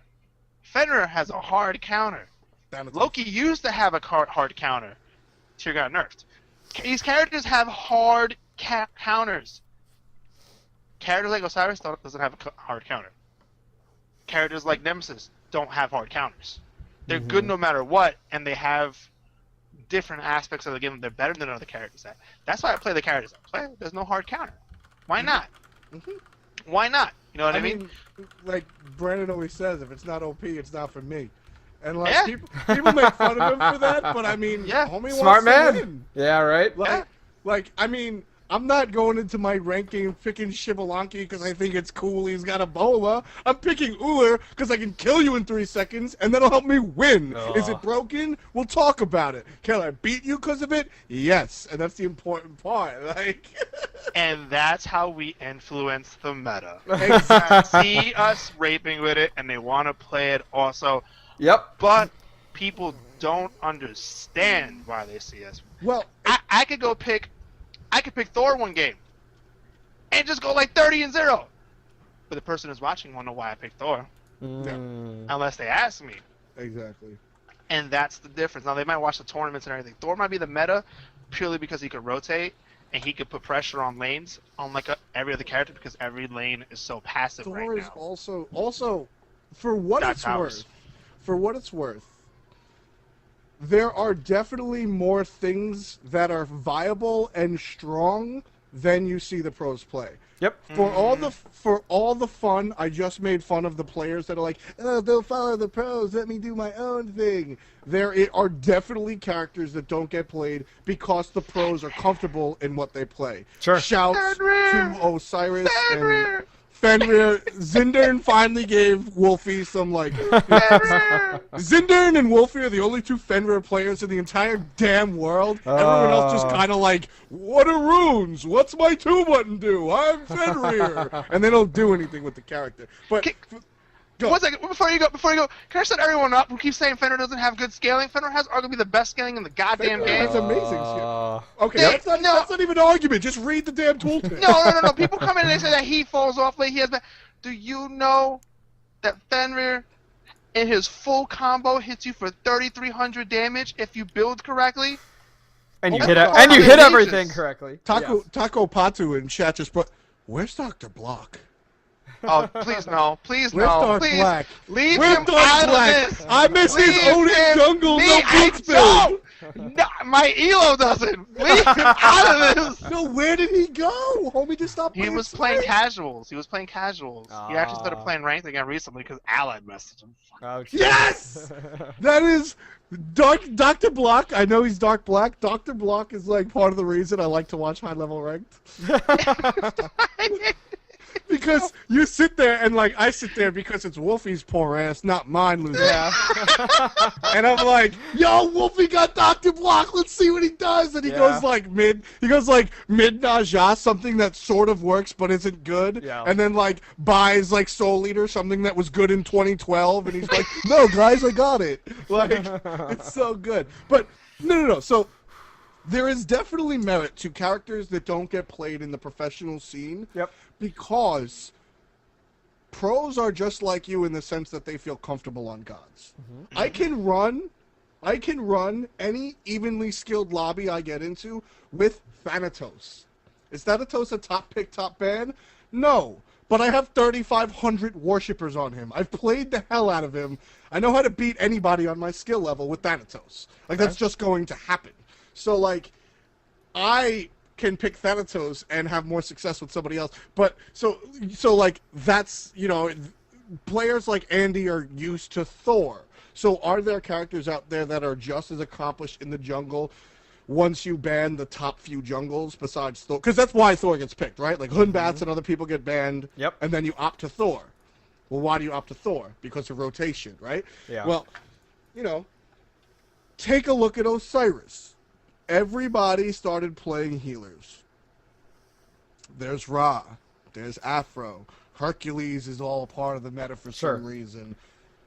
Osiris is a big duh, but nobody played him. And now we're finally seeing him played because one guy did it and everybody else was like, oh, damn, that's a good idea. And he did good that game. Let's do it. Well, yeah, because he also doesn't have a counter, as Wolfie was just talking about. Yep. But, like, you know, there are hidden gems out there that you can totally find that are totally viable. Isis has been viable for a long time, but Isis is amazing. yeah, Isis is amazing with a high skill count. Incredible. She's got a fluid combo system that's hard. Incredible, dude. It's just that she's too hard for most people to get. Oh yeah. Not everybody's Sayo, just put that out there. Like, Sayo's Isis is dirty. And the thing is Isis as good as Poseidon, Agni? I'm not going to say Scylla because nobody's as good as Scylla. But, like, my word. the other mages? Yeah. I'm gonna bring up two things for that Okay. Yeah. because I'm gonna blow everyone's mind. Here we go. Like Barra said before, people don't realize, but Alquag's probably one of the best mages in the game. He's probably top 3 mages in the game. But it's placed. But no, Yeah. it's just too hard to land everything. That's what I'm If saying. you yeah. were the Well, best yeah. player in the world and you landed your one every time, Alquag's the scariest mage in the game. Well, that's why people By don't far. recommend Ao Kwang for beginners at all. Yeah, That's why you go right to he's- Ra. I mean, he's definitely a skill-based god, for sure. Yeah. Well, And then they have this, and I'm so scared when some pro player learns how to do this and they start playing competitively and they just become best team known to mankind. So Hi-Rez just nerfs to the ground. Nua's game-breakingly OP. Please get her out the game. Wow. if I guarantee you, I put money on it. If there's a player who learns how to Nuwa middle and just win every lane match, Ray. and they get into a competitive team and they just get to the 30-minute mark, it's an instant win. Yeah. It is an instant win because if they have teleport, they can physically force you to sit at the base and force 4v5s the whole game. And if you make it a 5v5, they teleport to your Phoenix and you lose a Phoenix Yeah. 100% of the time. Yeah. You cannot react to it. It's It is the hilarious. most broken concept in the game. If there's a pro team that learns how to Nuwa middle because it's the safest place for her to be, It's the safest place for her to be. They will win the next tournament, guaranteed. I'll agree. I mean, But Siege. the middles don't want to. Yeah, I mean, it's the Siege. We've seen Nua completely wreck Siege because of her ability to just show up at a tower uninvited and destroy it. Guess what? You can do the same thing in Conquest. Shouts to my boy Devil's dad. Happy Father's Day. Oh, there you go. You could totally with Nua, what Wolfie's talking about, you buy teleport, you just shove a ward somewhere near their tower, and Nua comes with her own wave of minions, can stun the tower, can destroy the tower. It's that simple. There's really like nothing preventing her from doing that ever. I mean, like, Pecky's made it for, like, where? Is he, like, almost masters using just Nua? Oh, that's right. Yeah. Just Nua! Oh, no, I got you with something. This is how I know Nua's broken. Like, it's not. I'm not trying to say that Peggy's isn't good or anything, but this is how I know Nua's broken. I'm gonna get you with the stats real quick. Okay. All right. This is how you know a character is broken. When a character has that many games played and has a 71% win ratio, that's broken. That's sick. Yup. Like, exactly like Wolfie said. Like, Pecky's is good in his own right. If you don't know who Pecky's is, he does a lot of production stuff at Hi-Rez. But previous excursion with pro teams, etc. Yeah. It doesn't matter if Pecky's is the greatest guy in the world. He shouldn't have like 300 less games. Yeah. Like, that's just silly. And guys, so do I really sound like Ross from Friends? when you speak just like that question I you can't asked, even. I'm done. No. When you're not worked up, No, don't do no, that but to right me. when your voice is very calm, yes, 100%. No. 100%. No! Then I'm always gonna be mad. Is that a bad thing though, Jennifer Aniston? I know. Like, She broke up with him, you big wiener. it doesn't matter. But you got the notch on your belt. Ross is a stud, bro. Ross is a stud. It's one more notch to add to the accomplishments, right? All right, so let's go ahead and bounce onto our second question here, and then we'll be getting into esports. Bouncing off of Ross, F.Ross here. We go in, and our second question is an email that we received here last week. Can you talk a little bit about Snipe? Seems to be in crisis mode. Wolfie left, and the roster lock is coming. I'm worried, is the person says. So let's talk a little bit about Snipe. Why are this person saying they're in a crisis right now? Wolfie, why would you say that? And you left. You can explain that if you want to.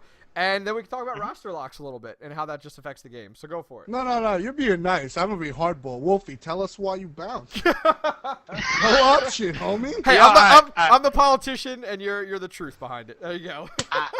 I've said this multiple times in public. I don't really hide it. I've always been the straightforward person.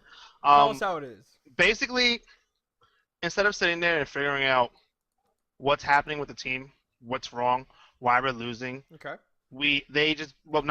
Shing basically decided that they're going to try new players. Okay. And I didn't find out till the day of. Okay. It wasn't a discussion. There was no, oh, hey, you're underperforming. We need you to perform better. Please step yourself up. Okay. That never happened. There's also never any team meetings where we watch our losses. We will watch our wins I understand. We to just see talked about how this to last get show. better. We don't do any, like, no one ever does any of that stuff. Where's your coach? You need a coach. There's rarely any communication. Like, people, like, for example, people like ripped on Jacob Malfoy this weekend for word. borderline messing up the Goal Fury because Incon mezzed him Yeah. and Jacob Malfoy knocked him up. I guarantee you, on Smite Dolby, it was someone interrupt him, not Incon. I'm gonna mezz him. Don't hit him. Mm-hmm. That didn't happen, and that happens all the time. Okay. And I said it 1,000 times. The team is not losing because of one player. Yeah. It's not Germ's fault we lost. It's not Allied's fault we lost. It's not Shing's fault we lost. The whole team is playing like crap. We're not communicating. We're not doing anything together. We don't watch replays. We get angry when we lose. Someone dies 2 times. F6, I want to get out this game. That's what happens. And no one ever works together to get better. I sat there and I tried to watch the replays. I tried to Sure. sit down with people one-on-one, and I got fed up. The moment I found out they were thinking of trying someone else out, I said, I'm out. We didn't even have a discussion, and this is the second time you guys are doing this to me. Yeah. I'm out. I'm done. That's bullcrap. Now you have to be stuck with this decision, whether it's a good decision or a bad one. That's it. Don't ask me to come back either. Like that's disrespectful for me as a friend. Sure. For one. Sure. You know how many times that people have like fed on the team and done horribly in the games, and I didn't say let's replace that person. So it's just like, not even as a teammate, as a friend, I felt disrespect. So I left, and that's my whole mentality on that.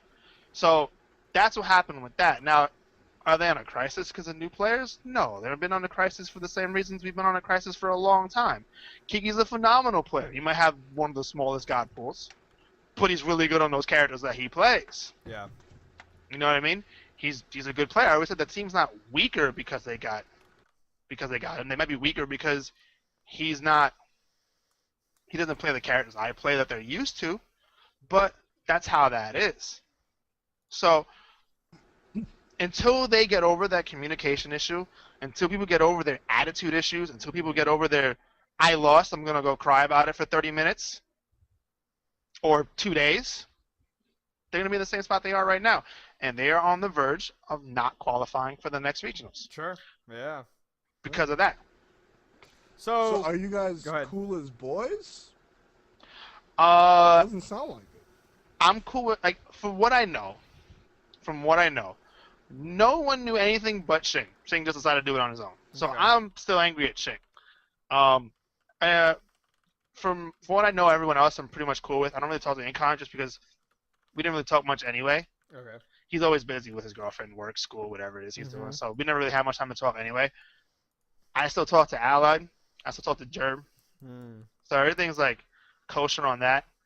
Again, none of this stuff would have happened if there was a meeting about it. Yeah. If there was a team talk So- about it. So we had talked about this the other week. I can't remember if that was here or not. Were you here when we were talking about coaching and the value of a coach, like on teams? Okay.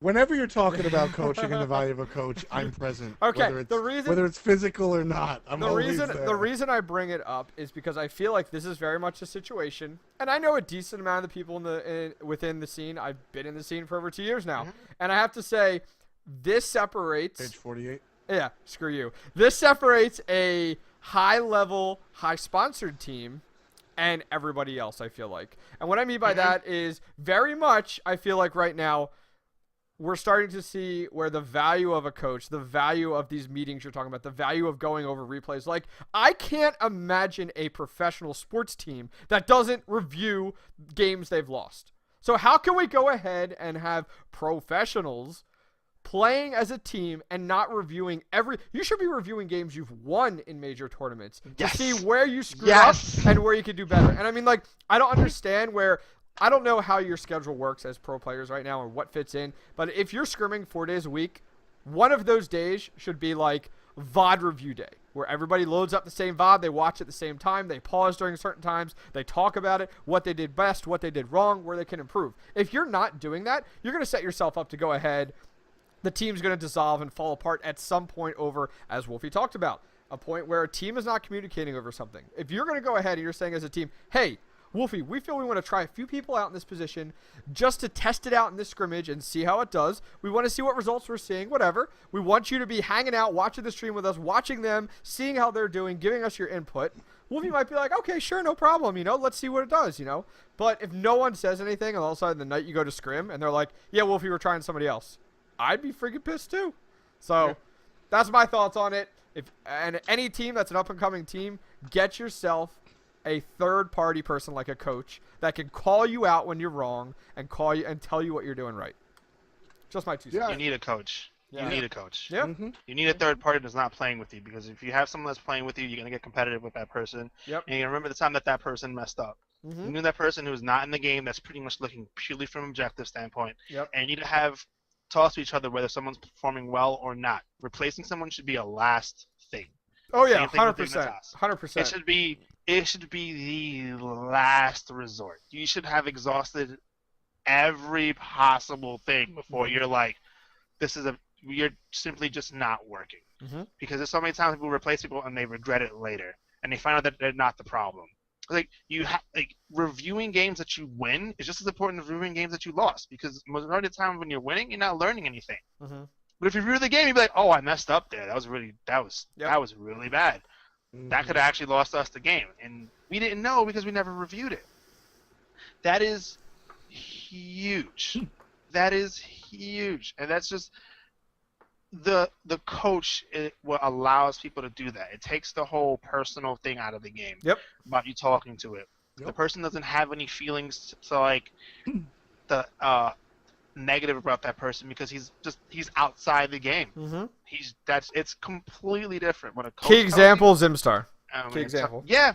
Mm-hmm. Well, key example for what us was Man. Killram. Killram was the closest thing to a coach that we had. Okay. And he would sit there and he'd be like, "Wolfie, you should have did this. You did this wrong. Screw what everyone else is telling you. You could have did this, and I understand what you're coming from, but next time do this." And they'd be like, "All right, that's cool." Instead of, "You just sucked." I feel like in an ideal situation, like putting all money and everything aside, I love to have almost like two. You could even have like 2 analyzers or something like that. Like I know a lot of the professional teams in other esports where they have like analyzers that go ahead and review the games. They put together notes on them and then they send them to the players so they have them available. Or you have it, or you put things together as an analyzer. Even if you're not a coach or a team manager, this is very much something that a coach, team manager that could be used back and forth. Captain can be used back and forth, but something that could go ahead. And I love the fact where like I've seen and heard where like team meetings occur and it comes out where like you have your 2 analyzers on the call or your team manager on the call that comes on. It's like, "Hey guys, let's talk about that game. Here's what our 2 analyzers have found." And everybody talks about it as a group. And that's where like I'm hearing these, because you're not the first pro player that I've talked to where like, "Oh no, we don't really talk about it or review where we've lost." And I'm like, "Are you joking? Like, why?" It's it really. I want to be a fan of the SWC. I am a fan, but I want. But I want everybody to be a fan. Yeah. And the thing is, the reason that I can't sit here and like everything from what we started the show off with, amateur team, the level of competition isn't as high as it could be. Now, bear with me. The top ranked League of Legends teams are probably better at their game than the top ranked Smite teams are at our game, holistically. I'm not way better. Yeah, because of a lot of things. One of those things being staffing on the organizations, and I think there's a big difference between a sponsor and an organization, and that's different. But when you watch, when you watch CLG play, you know that like there's numerous minds behind their stuff. There's numerous analysts. When you watch professional traditional sports, you see like basketball. American football is probably the best example. Offensive coordinator, defensive coordinator, offense tape guy, defense tape guy, special teams intrinsic. Like there's all these individual things, and like. Can Smite do that right now? Of course not. One step at a time. Every team has a Zimstar or a Matty Pocket. Well then, all of a sudden, the small mistakes that Team B that's on the cusp, well, they're gone. Because there's some guy in Mumble sitting there going, "You 5 did it wrong. Look at what you missed. Boom." And there you go. Like, it just raises the amount of skill that a team can have. And right now, like I said, all of our teams can do better. Yes, we have dominance in some teams. Dignitas is just destroying everybody. Can Dignitas beat Dignitas with a coach and a tape guy? Yes. Of course not. Like, if the same Dig team from right now played against a Dig team with a proper Zimstar-like coach and a tape guy to go over every single game, and I know the Dig guys do that themselves.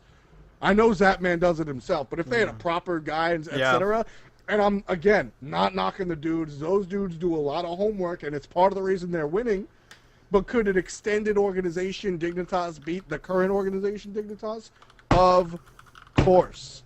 And that's what it is. Every team should at least just have a coach. I understand that we can't all be the Miami Dolphins and have 27 people just making us better in addition to the players, but everybody can get one nerd that really likes them a lot to go watch 37 hours of VODs and then bring the 10 minutes that are applicable to your conversation right there in Mumble and then spell it out for you guys. Like, it's totally doable, whether you get a close friend, which it should be in my personal opinion, or if you just have like a Twitter raffle and grab some nerd that's down to watch all of your scrims for the week. You can do it, whether you're Dignitas or one of the random guilds that get knocked out in the first rank.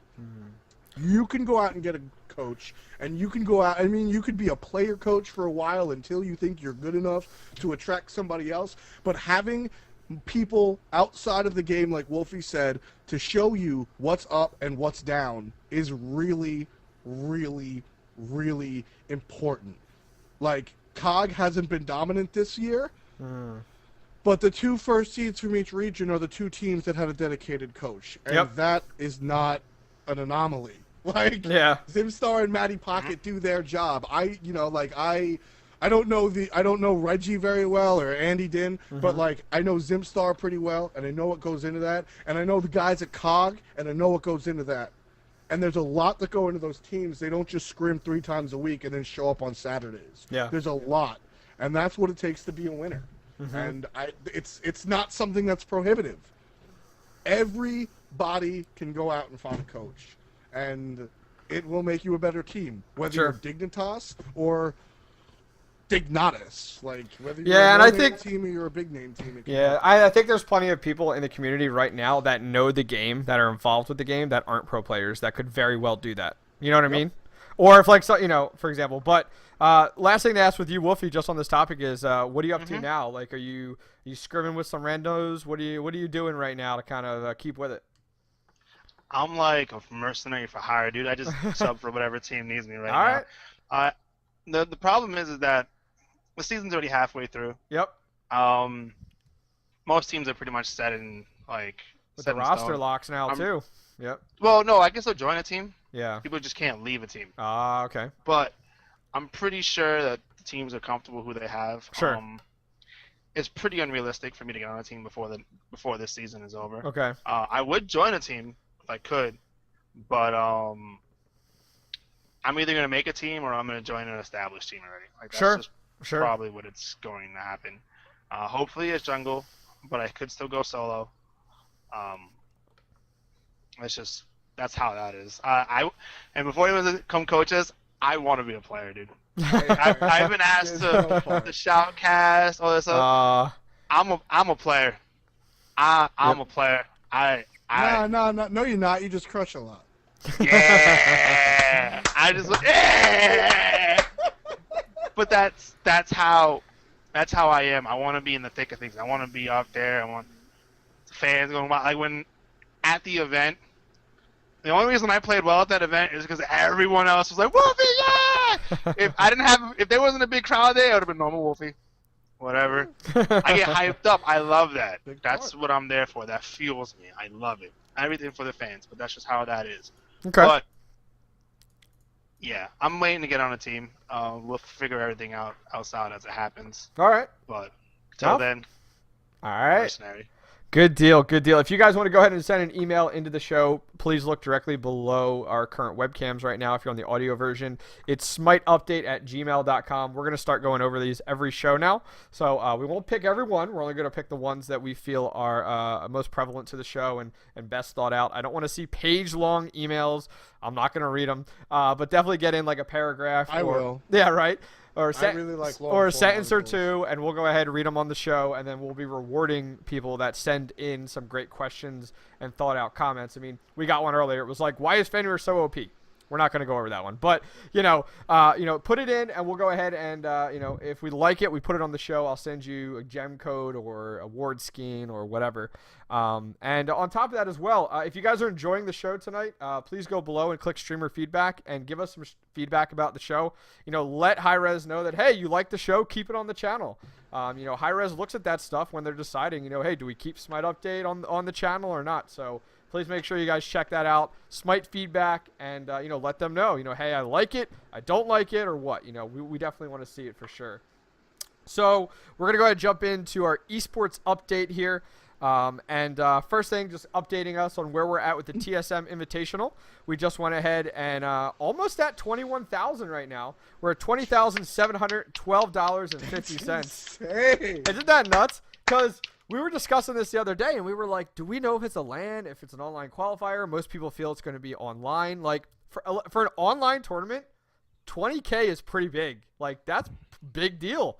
I'm looking forward to seeing this more and more. Like, when we have our regionals going on or a world championship, like, I want to see more and more of these kind of in-game contributions to the prize pool. And we talked about this when we learned about the Smite launch tournament and just how the Poseidon skin was involved and stuff like that. Like, it's awesome that Smite is taking ideas from other games like Dota 2 and stuff like that, where they allow the community helps to chip in. So Hi-Rez is just dishing out that $100,000 every time, and I think this is great. So $20,712.50 last I looked.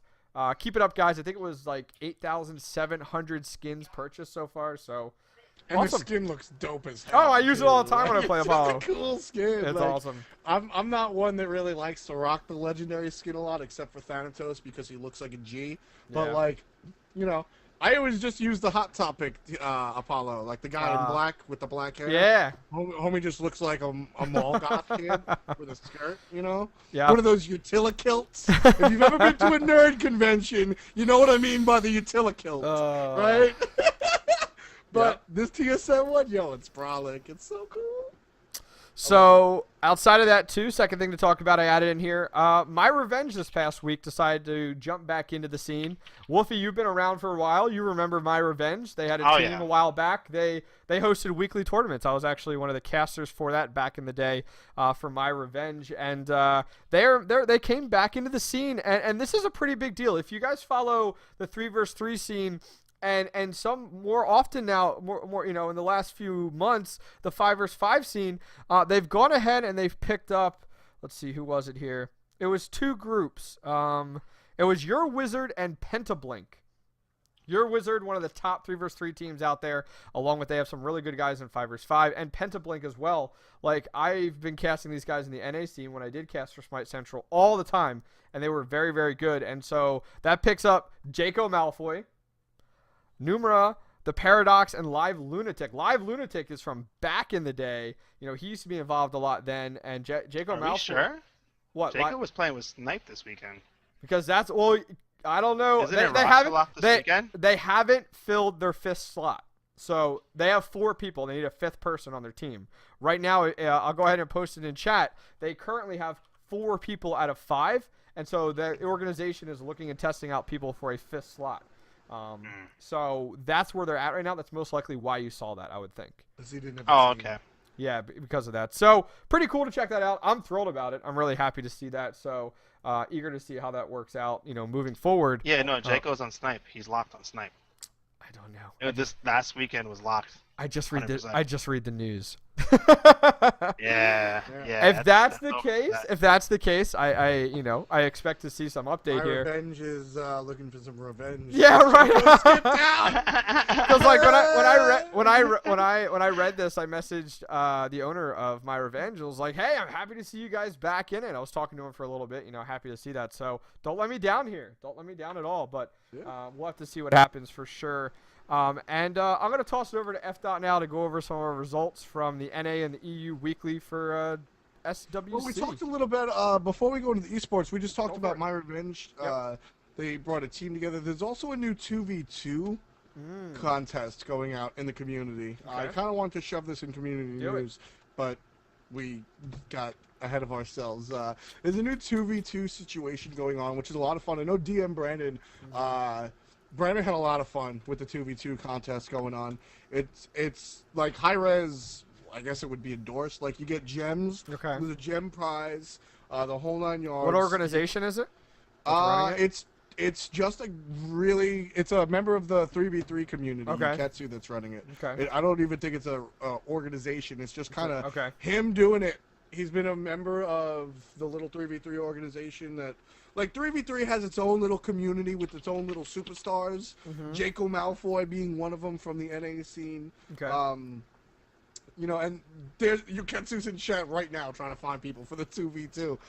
But I'll go ahead and give him permission to like do it. There you link go. Stuff. Because last week it was a success. Brandon showed up, so okay. And like I said, Hi-Rez is giving out gems to the winners. So sweet. It's pretty sweet. You know, go ahead and get your 2v2 on. Something different. I'm still not going to pay attention. Anyway, esports that matter. Conquest. Can we just say thank you for coming back? Like, oh my god. No disrespect to Siege players, but I missed you so much. I missed you so much, SWC. I cried while you were gone. You know what I did Saturday and Sunday? Actually, I had a lot of fun and probably can't say on the stream what I did. But it was a but I really, really missed the SWC. I know what you did. Like, I just cried in a corner and missed my SWC because there is, man, there's nothing, honestly, like, and I mean no disrespect to you, Wolfie, I just like to turn on and watch that man poop on people sometimes, like. I do the same thing. Exactly. What do you think? What do you think I did this weekend? I think I'm gonna sit there and I'm just gonna watch. Like, I'm perfectly fine with this. like, it's just, you know, it's like, people like Zapman bring plays that just, you can't get anywhere else, and it's just great to have back. So thank you for coming back, SWC. And I mean, I guess we get the stupid, well, it's only half stupid. I really like Kelly, but Adonis is there too, so we get the stupid pregame show. Actually, shouts to the pregame show. I think that's really cool that they're doing that. I did the same thing. Oh, man. I love Adonis though. So, Demon Machine was really cool. Demon Yeah. Machine was a really cool, like, it felt like we were all a whole bunch of people hanging out in the lobby waiting for the games to start. Yep. You know what I mean?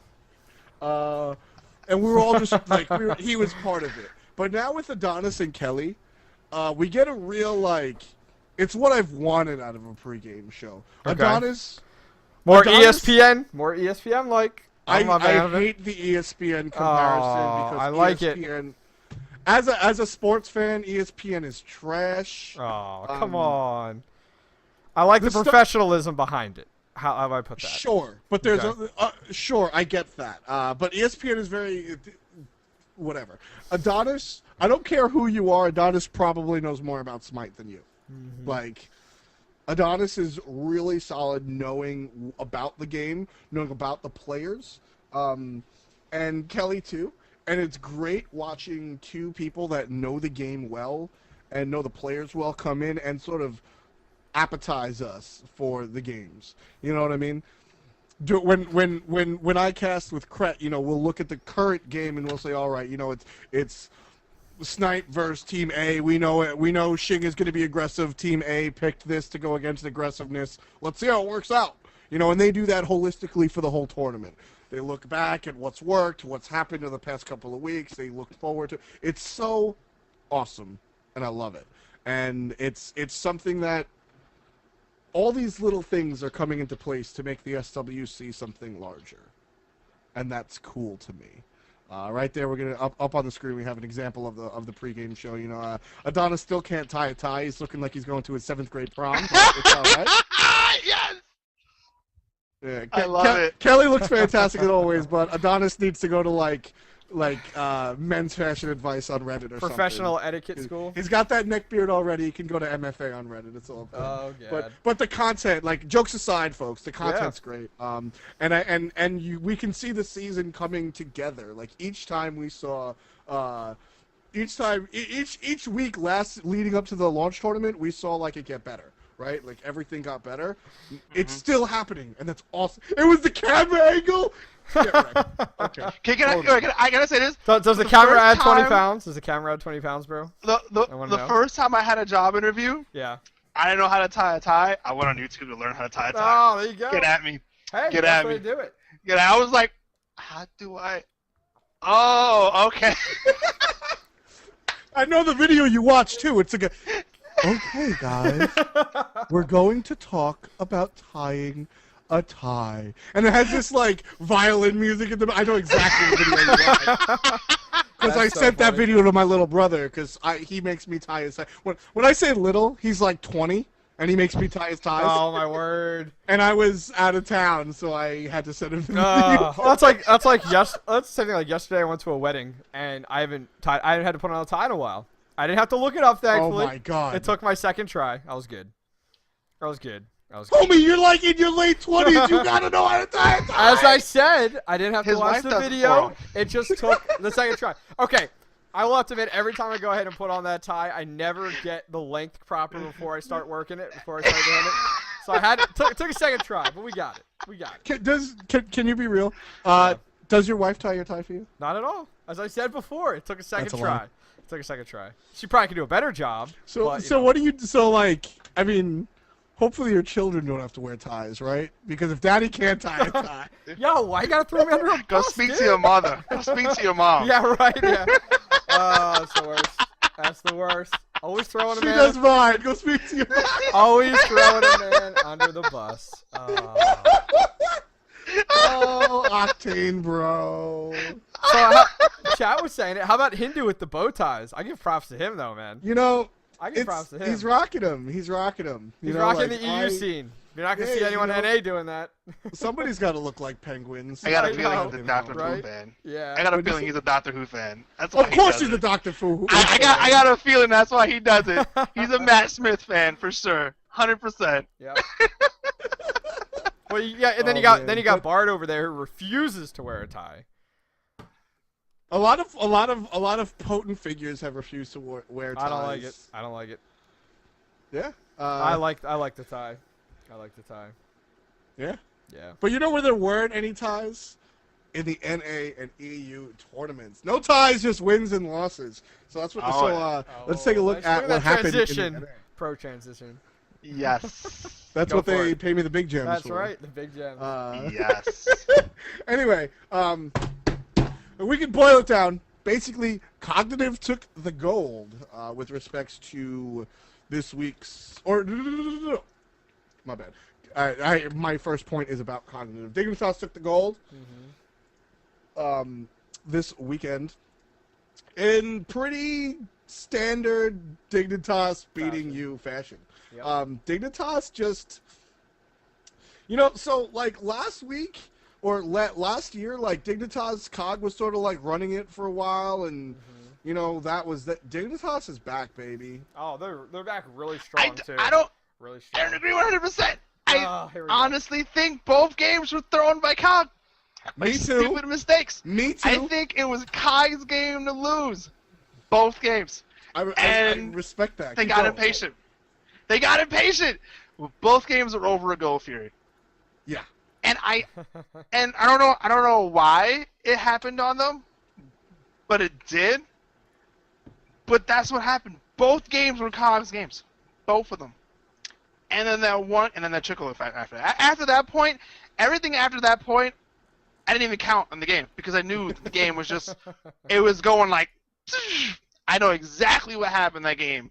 And it was just like, so I was like, oh man, Barracuda sucks now. He got pooped on by Salmon. No, the game was really close until that Goal Fury. Yep. That one, Goal Goal Fury. Fury. And then everything just went, then Zatman became, oh, I'm here. Then you got last, it's like, oh, I'm going to just beat everybody.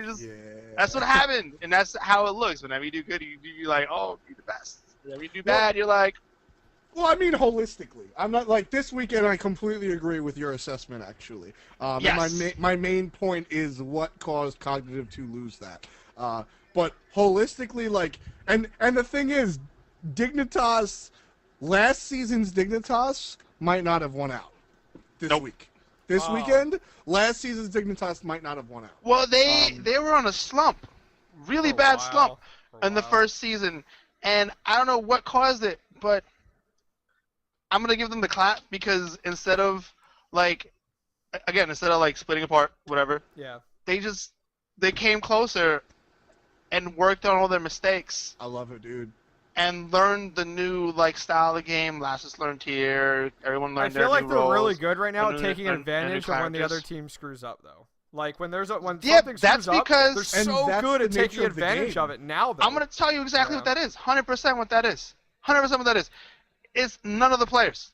It's absolutely none of the players because skill level, mechanically wise, Cog and Dig are even. sure. Yeah. Yep. It's the shot caller on Dignitas. Yeah. All it is. At this level, at this point, it is 100% that man saying, "Shut the hell up and do this." And everyone's like, "But I want to do this. I want to do this." Shut the hell up. We're doing this. Yeah. And everyone's like, "Okay." Yes, Follow Mom. me to the Phoenix. Yeah, right. I don't care Yes. if these 2 towers up. Just follow me. He could say, "Let's kill the Titan at 6 minutes in the game," and the entire team has to listen. You think? And Do you think that? That Do you and think that he's comes with the fact of how long they've been together now, though? Because think of it, Yes. they are one of the longest. partially because of that. It's partially because of that, and because that man's probably the best shot caller in NA. Period. Okay. He's probably the best shot caller in NA. 100%. Like I don't think anyone and shot calling wise in the current, I don't think he's like the best shot caller in the world. Period. Like no one can come close. Yeah. But as it stands right now on a team, there is no shot caller in NA that's better than that man, and that's just the 100% true. When you see me in a rank game, as that man makes a call, I can say, "Well, I want to do this." It's just like, "Oh, whatever, just gonna go over there." We're gonna do that because that's what we're doing. Yeah. Ice Cream's over there. I'm going over there. Like that's what he said, so we believe him, and it's Yeah. just like that's what you do when you're on a team, and when you have a person that knows what they're doing and can make those calls the way he does, and he just knows it. You'll win more times than not, and it's not because they're better than Cog.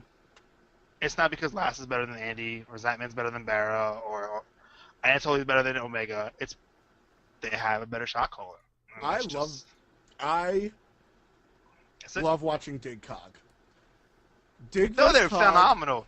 Dig versus good teams. Cog, like, their stronger players mirror their stronger players.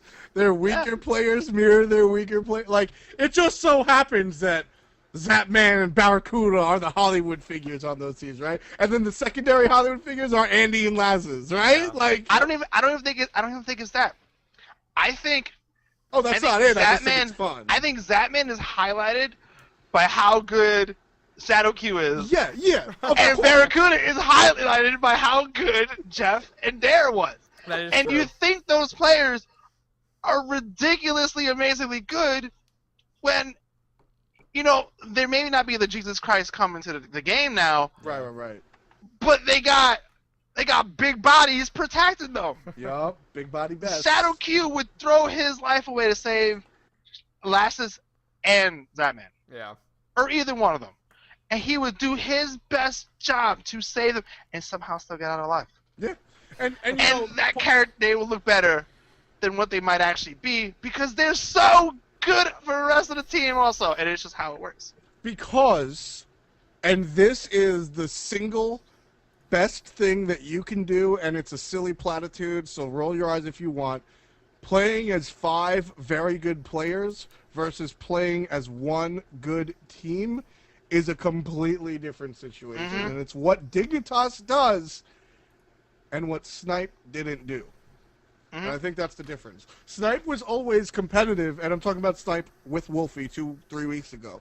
Snipe was always competitive because y'all were just real good at the game. But when you see the way Dignitas just worked like a machine, like one side would pull, the other side would push, there would be no latency. With Snipe, there was like that's what separates these teams, and that's so like Octane before you asked, like, is it because they've been together for so long? Yeah. Yep. No, because that man is just that good of a shot caller. He knows what to do, when to do it. But yes, because he knows exactly what Anatoly is capable of and when he's capable of it. And he can trust, he can make those calls and understand exactly what his team can do because he made the call. So if when you call that 7-minute Gold Fury, that 6-minute Gold Fury, you have to know that your support can zone and your middle lane can come. You have to know that. And so it's a combination of yes and no. But you know, it's just a pleasure to watch these two teams because their strengths and weaknesses are similar. Can I just say, as much of a benefit it is to watch those teams, I played with Cog last week on Tuesday, and that was nice. How'd you do, Wolfie? Yeah, right? I demolished, but that was really nice. They told me exactly what to do, when to do it, and I just made sure I did what I had to do, and it was very different, and it's a different experience. It's I don't know how to explain it, but it was I just went along with the motion. I always said it wasn't that I'm an amazing jungler. I just didn't really have to do much. I had to just be where I had to be. I had to do my job. That's all I had to do. You accomplished this, and we got you. And I'm like, It's a machine. really? Okay. Wolfie, go in and die. Done. Just take somebody with you. I will do that right now. Yeah. Yes, sir, got it. Yep. And that's all I had to do, and that's it. perfectly fine. And and when things went wrong or things went bad, it was never. It wasn't ranked. It wasn't F6. It was okay. They're taking Gold Fury. Let's take their buffs on right and take the tower and make up for it. You know, instead of losing 1,500 gold, we lost 600 gold. It's a whole different mentality. It's just a step above what I was normally used to. I like it. So let's keep moving on here. Do we go over third and fourth or no? We didn't just yet. Okay. Okay, so breakdown was Dig came first, Cog 1 came second, and Snipe came in fourth. Yeah. Well, the Game Changers went ahead and took the bronze. Wolfie. I call this. I see the smirk. I see the smirk. I knew it was gonna happen. Like you're sitting there, I said it. sitting there like this. I'm not smiling. Like you. I mean, I called it. I said it before. Like I knew it was gonna happen. I mean, they could get the 5 best players in the world, but they gotta fix those issues. That's all it was. Like the team, even me on the team, I said even if I was on that team, we would probably came in fourth anyway. Yeah. Because I would say again that loss wasn't on Kiki. Well, the problems that I watched both games. Yeah, by the way. I agree with you. I don't think the problems were the individual players. From the outside perspective, thought that the problems were the way the team communicated, and you know, hearing what's up, that's exactly what the beef was. There are systematic issues with what goes on that can be fixed. I don't think that, you know, I don't think that team is completely washed up. I think that attitudes need to change, and they can be completely successful, with or without their current roster. I just, you know, we don't have a lot of I'm sorry, this like actually gets me mad. We don't have a lot of talent right now because we don't have a lot of players. All right, like Wolfie said before about Elo, there aren't millions of people playing Smite, so that means there's not going to be a bazillion people that can play at a competitive level. So the people that can play at a competitive level don't owe us crap. I understand that, but they owe themselves. There's talent out there. There's talent out there that can be powerful teams, not just Snipe, that are doing a lot of things that make them uncompetitive. And it really it sucks for the people that complain about NA being the same 2 teams in finals every week. And it sucks for the players that play the same 2 teams in finals every week. I mean, I'm sure the winners of these games have no beef with it, but like, that's definitely a thing.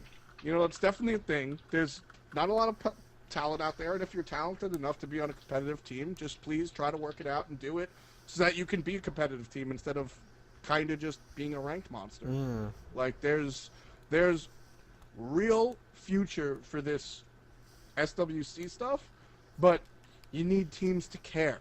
Yeah. Okay? You need people to care, because you want to know why you can buy New York Liberty tickets for 50 cents and a bagel? Because the WNBA has no talent. You want to know why you can go see, like, all these stupid, like, arena football? Sorry, Sabercats. You know why you can see all these games out there for, like, free? Because there's no damn talent. I don't care about the WNBA when there's literally 4 players that are better than me. Like, I don't care about the WNBA. Like there's but you know, we can change that with Smite. Just be good enough. You know what I'm saying? So you don't always crap. I understand that. But if you're good enough to be on a competitive team, fix your stuff and give us another competitive team so you can bring more people to the game. I think it's just time to start taking these games freaking serious, dude. Yeah. It's time to stop, like, oh, hey, we don't have, we're not going to do anything this week. Or, Yeah. oh, I'm going to just go out. Well, don't you got to, like, go over replays and stuff? Yeah. What's your secret card in the hole? What have you practiced? What have you found out that someone else hasn't thought of yet? Sure. Like, that doesn't exist. That doesn't exist for any team, to be honest. Not Dignitas, not anybody. Like, no one does that yet. And it's just like, I've come from playing, like, I've been competitive for a long time. In multiple games, etc. But I know that when it was just on me, I would sit there and I'd watch what I did wrong.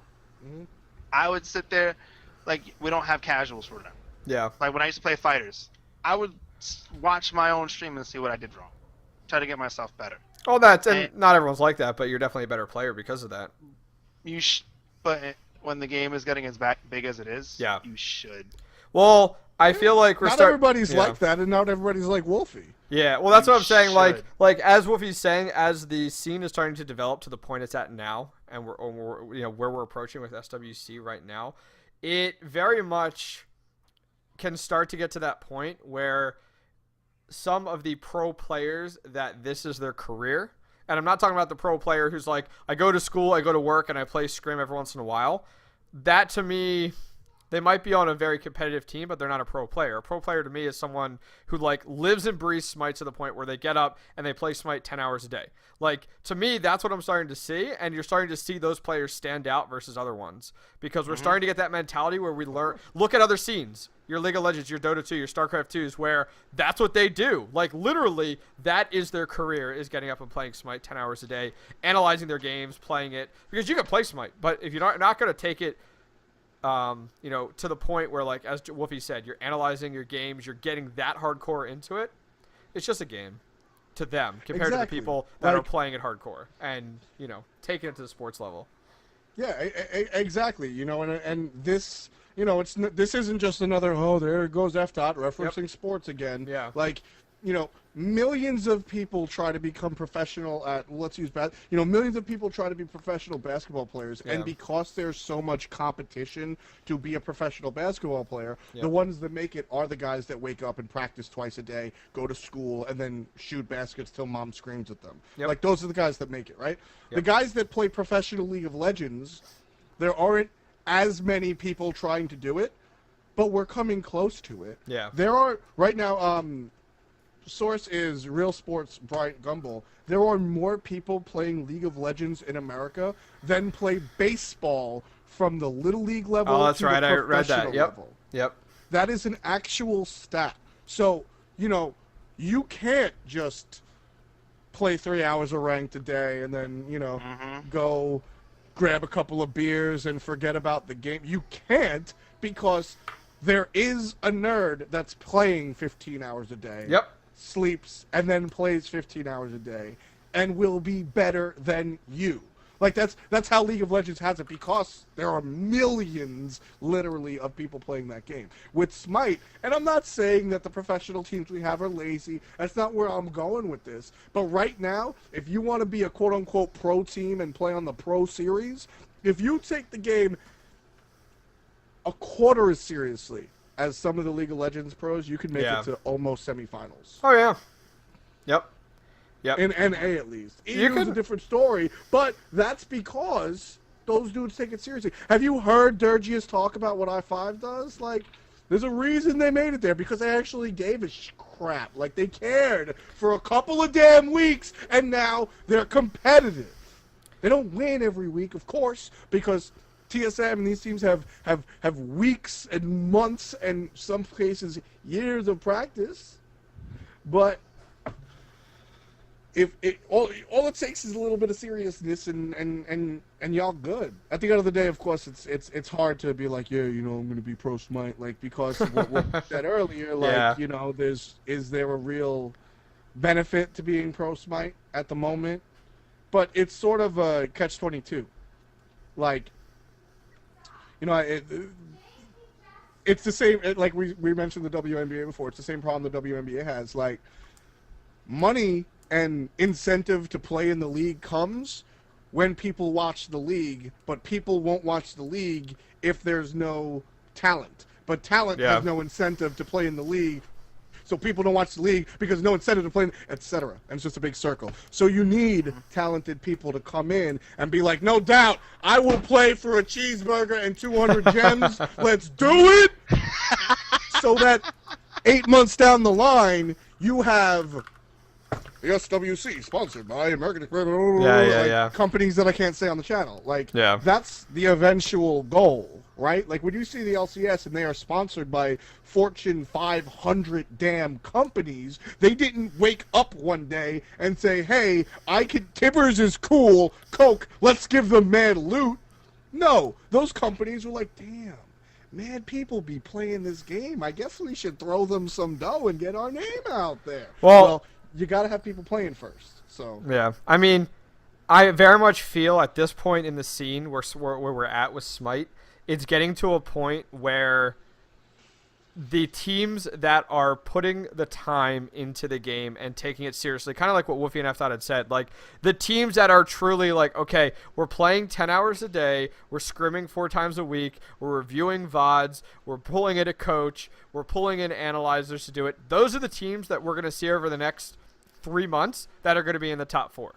Everyone else could play the game, you know, here and there. They can be in every single Hi-Rez weekly and maybe get to round 3, but they're never going to push past that because, as you said, they're not doing what it takes. And that's what's going to now, as the scene develops, as time goes on, now we look 6 months down the road, you're going to have more established pro teams who are like Dignitas, who have been together for so long because they've been doing it right.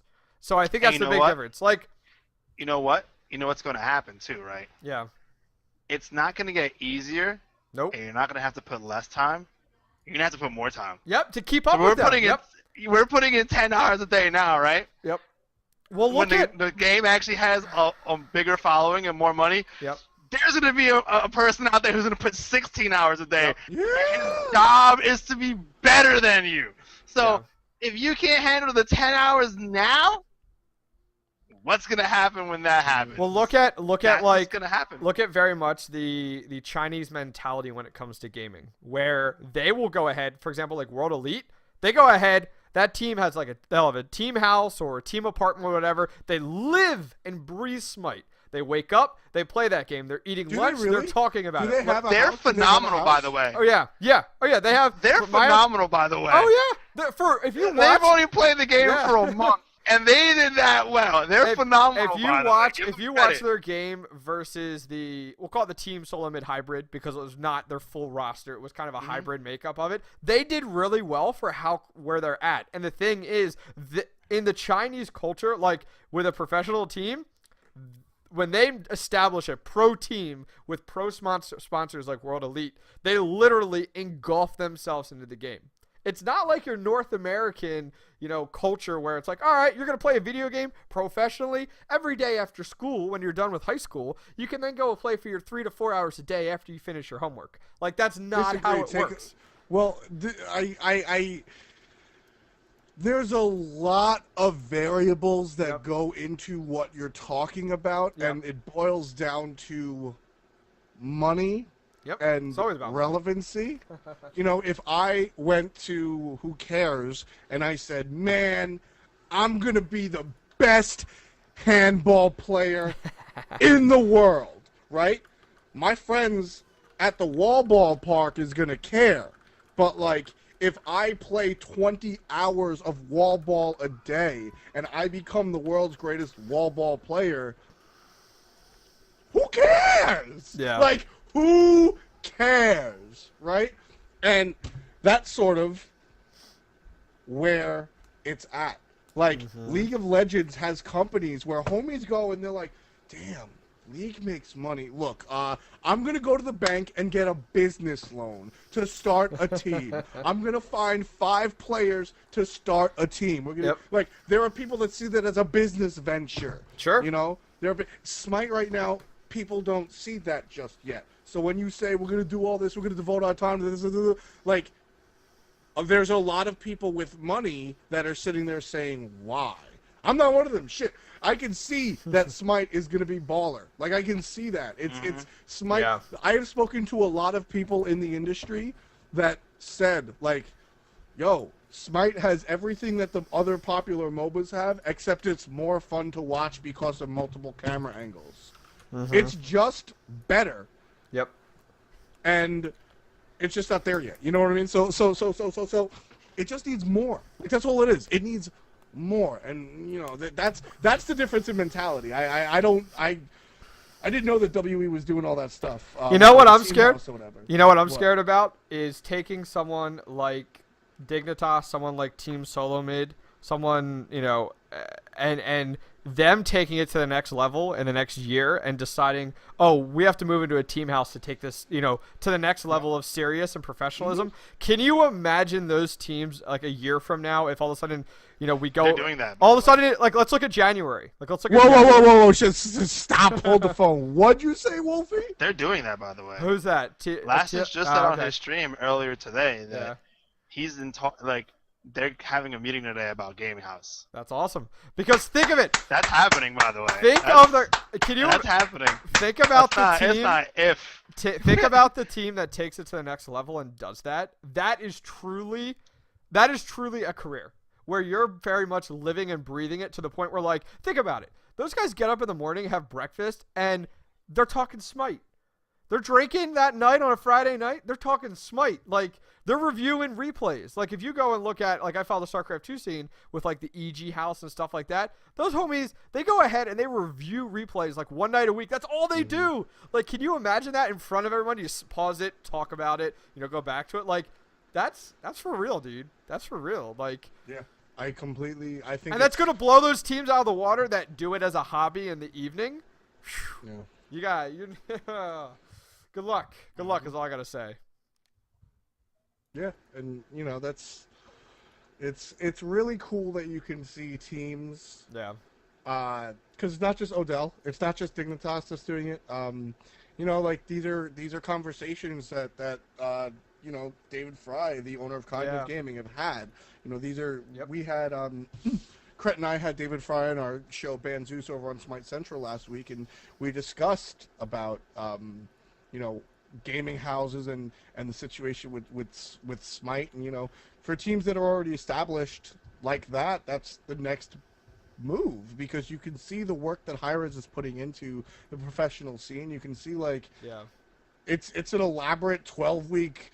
It's an elaborate 12-week season with a qualifier and then a wild card. Like, there are numerous opportunities for you to get your organization, you know, and the sponsors money. Like, there's a lot of stuff going down. So, you know, for the other teams that haven't bumped the hump, so to speak. Yeah, that's a good way to put it. You know, for the other teams that are on that aren't the super Dignitas, like the established organization, CSM, Dignitas, Cognitive, Cloud9, for those teams that are sort of like starting out like baby's first esports team, it's a little more rough. It's a little rougher because, as we discussed before, the incentive to play professional Smite might not be there, but the teams that are already there can see the future and can see just what the potential incentives for Smite could be. So.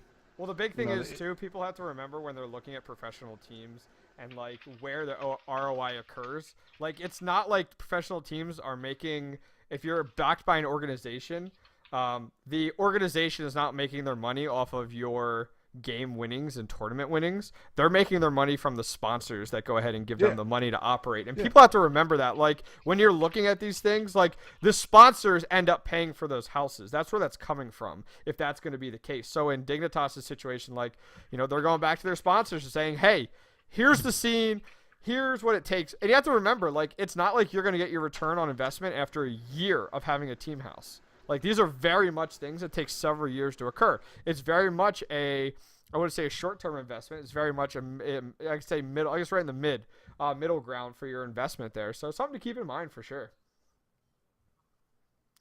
So we finished up. That's pretty much our NA scene. And where does that put everybody right now, F dot, with their current standings right now? If we look at it moving in to week 7. That's going to put Dignitas on the top as far as total seed points are concerned. I'm not. So Dignitas has 520 and Cognitive has 400. Snipe can very well be denied their trip to regionals. What are the regional qualifiers again? Is it top 3? 2. Top 2. Wow. Yes, very much so. Is it really? It's top yeah. 2 that goes to regionals? Top 2 goes to regionals. Top 4 go to regionals. Yeah. Okay. Yeah. Top 4 And then go the to... people who win that, the two top go to the Worlds. Go to World guaranteed. Championship. Which even then you And could they say have a then wild card. you could even say Snipe. You know, I wouldn't say Snipe. I would say right now Snipe is at a point where they could be dropped down to 4th. I don't know if we're going to see them go down Game to changers 5th. are pretty gnarly. They could be dropped out of 5th. You They think that can. you think that they can in the next They few weeks? can. Okay. No, they definitely can. It's possible, but Because I 5 mean, Angry Men is close enough. Yeah. It's possible. It's not likely, but it's Yeah. possible. It's But Definitely, Yeah. it's definitely likely they could if they do drop to 4th though, without a doubt with game changers.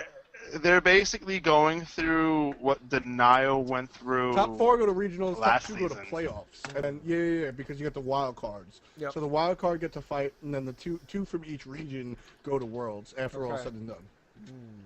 And just for the record, Adonis, I said that before you said that, so don't come out here saying I know everything more than F dot. Nah, I knew it first. I'm the 6th. By the way, you guys see my big cup? It's a big cup. It's funny because it's a big cup. It's funny. It's big cup. Got it. It's not a big gulp from 7-Eleven, is it? No, it's just a big Ah, cup. I was gonna say that's the way to Big cup. go. It's funny. No, it's fun. It's a big cup. But yeah, no. NA is looking. You know, it's pretty much Dignitas and Cognitive Playground and Snipe and Game Changers sort of Yeah. hang out. That's like what goes down. Like, I would love to see Game Changers or Snipe or 5 Angry Men or hell anybody. I'd love to see anybody come through and like fight. I'd love to see it. But at the moment, it's Dignitas Cognitive Playground. Like that's how that's going. All right. Before we jump EU into EU, shout outs to Zinder in chat. Nice job today, buddy. Yeah, Good Zinder job. was- Conpre's in there, Zinder's in there. There's a couple pros. Yeah. They've been talking. Yep. I've been reading. I read everything. I just don't respond to everything. Me right. too. High five, Wolfie. Yeah, on the camera, gotcha. Oh. So what do we got here for our EU scene for the SWC this week? So Zinder and Pretty Prime, they actually took home the gold this week. I'm impressed. For all you people out there that says that NA is more boring than EU because more teams win EU, well, I guess you're right. Because you can never predict what's going to go down. TSM didn't even make it to the finals this weekend, which is... I was in EU. I wish I lived in EU. I really do. I'm so friendly with a lot of the EU teams. Oh, really? I'd probably be on a team already if I was on EU. By the way, there's so many teams. There's so many teams at the moment. There's so many teams, and it's so much closer, and there's so much more competition. I don't know. I kind of wish I was on it. And they take the game more seriously when it comes They to do. competitive play. Yo, just move to It's China. a You'd be good to go, man. Different Move to China. world. I'm like the I'm a neckbeard when it comes. I eat, sleep, and breathe this thing. Like I'll wake up and watch a bot. I don't even care. Yep. But like, I wish I was in EU for that. Every game you play is just that. Are we gonna win or are we gonna lose? Are we out of the tournament the first round? I wish. I love that. That's so much fun. That's so much more fun. Yeah. No, I mean it's a lot of fun. Team Solo Mid, they lost to Agilitas in the semifinals, which is interesting. Agilitas has been a team that's been on our radar. We've talked about them a little bit here. I've talked a little bit about them in my channel hopping talk show extravaganza that is F-Dot. But Agilitas has entered our conversation and sort of unfairly just as quickly left our conversation. We were so enamored with i5 and Worth Gaming that Agilitas very sneakily kind of just slipped under, but I've been saying it for a long time. Pretty Prime is one of the better mid laners in the world, and Zindern isn't so bad. and that team just in general can do work. Just to break it down, go ahead. I was gonna say if Agilitas keeps up with the way that they played today, you could definitely see them possibly top 3 in EU right now. I mean, they could give I5 a run for the money. Same thing with Worth Gaming. So I'd be eager to see how they do in the next few weeks. Yeah, Agilitas is they're raw. I feel like they're really raw. And they won this week just by outplaying Cloud9 in pure, like, skill. They didn't pull any crazy good strategies out from... Yeah, like they played Zindern is Fenrir. Yep, pretty much. That's exactly what I thought about. Yeah, but like Agilitas has come together very quickly, and they're still a little raw. But the thing that let them win this week, as opposed to lose the other weeks, is that they've come together, and they've cooked that rawness a little bit. Looking at their games in the past few weeks, they've just kind of played the game like it was they kind of played it like it was ranked, and they just kind of like all were good at what they do. And then this weekend it came together, but it's still raw. You could still see moments of confusion and discord, and I think they could work it, but you got to see. It's the future, and that's why I love the EU scene, because Agilitas won this week, and it doesn't mean they're going to win next week at all, which is exciting. I mean, Team Solo Mid getting knocked out by Agilitas, that was an interesting game. Game was longer. It was like 35 minutes or so, like 35 minutes. It wasn't a short game. And, Smek did really well. Basically, Smek did really well, and Confrey did really well. And everybody else just kind of worked. Yeah. And the difference was Zindern. Zindern was absorbently positive, got a lot of good ganks out, and worked really well. And they beat TSM. And I think that Agilitas needs to work a little bit more to get their consistency up. But I don't think anybody ever doubted if they had it. And they went out and proved it this week. So I'm really excited that they came out and did that. So I'm really excited about, really excited about that. So, what about 3rd and 4th, though, this week? That put us, I guess, Team Solo Mid over I5. Where does that put us for our rankings now? Because it's really close right now. Yeah, so what's it called? So for the victory this week, basically Worth Gaming didn't make it to the finals, like we've seen happen so many times. Not the finals, the consolation match, the 3rd round match. We didn't even see them get there. I5 lost to Team Solo Mid, and Agilitas beat out Cloud9. So that's Agilitas 1st, C9 2nd, I5 4th, TSM 3rd. And as far as the standings, that's going to put us into... Cloud9 is still leading the charge at 405 points. But that is not too safe, as TSM is at 350. Worth Gaming and I5 are a little further away. Worth Gaming is 237, and I5 is 157. And even while winning this week, Agilitas is only 150. They only had 50 points before this week. Dude, this week is huge for them. Like, it does wonders. That doesn't make any sense. This isn't updated. Hi-Rez needs to update the team ranking so far, but Agilitas, I got to do some napkin math real quick because I don't know if that's correct or not. Take those standings with a grain of salt, folks. Yeah. But they sound sort of correct. Either way, Agilitas isn't close to being 1, 2, or 3. They're not close to being 1 or 2. That's said. So But EU always surprising as always. So, any comments there, Wolfie, on the EU scene before we move into the latest patch? Nope, they're great. All right, so let's go ahead. You like having CC immune Giannis walking around while ulting 360 no scopes. All right, so I hate Afro.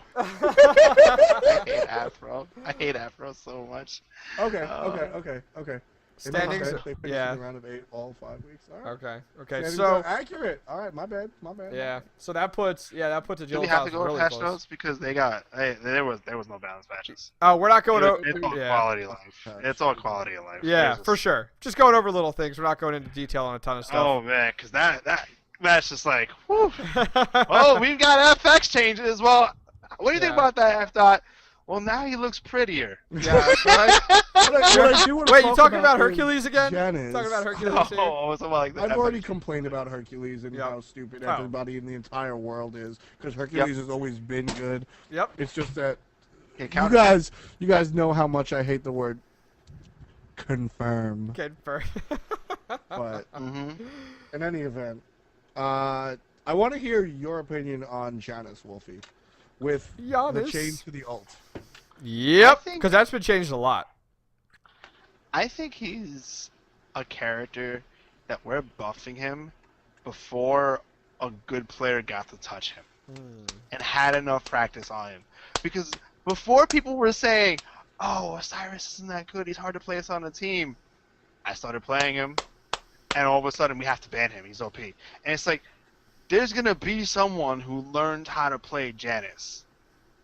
And he is going to be so good at Janus that the fact that his 2 hits you for as hard as it does is going to be seen as game breaking because that guy's going to be able to land it every time. It's I think it is too early to be buffing him, nerfing him, or changing him in any shape or form until you get that crazy Korean level player that plays him 80 games in a row and can just body everyone. And if he can body people or not, then you're going to find out where that person is. Because characters aren't balanced based on if 100 different people can play them. They're balanced based on can the best player in the world Yep. be game breaking with him or not. Thank you. That's what balances a character. Thank you. So for And go ahead. the majority of pro players don't step foot in casuals. Yeah. The patch will come out, and Zapman will play a couple of casuals with Uller, and go, this is cool, and then go back to ranked. Yeah. The patch will come out, and MLC Stealth will play a couple of casuals with Janus, and go, this is cool, and go back to ranked. Like, that's what goes down. Like, so, I never, ever, like, nerfing gods until the pros get them. I just don't, because, you know, and I'm speaking as somebody that isn't a pro player. Like, a lot of people sit there and get butthurt and get, oh, well, you know, don't balance the god based on what a pro can do because I can't hit the 2. Yep. Shut up. Shut up. Like, I feel like, with respects to Hercules, like, there should be gods, and Janus too, there should be gods that you can't play because they're too hard for you personally to play. That should totally exist. You know? Even the pros can't play everything right. You know what I'm saying? So, like, let's say the mid laners come out and they're like, you know, one of us can really play Janus, but you really think they can play Hercules? Of course not. There should be gods that you're too bad to play. Period. That should totally exist. You know? So, like, when people complaining about, like, oh, you know, Janus is too hard for the average player to play, fine! You can't release a game like that. Yeah.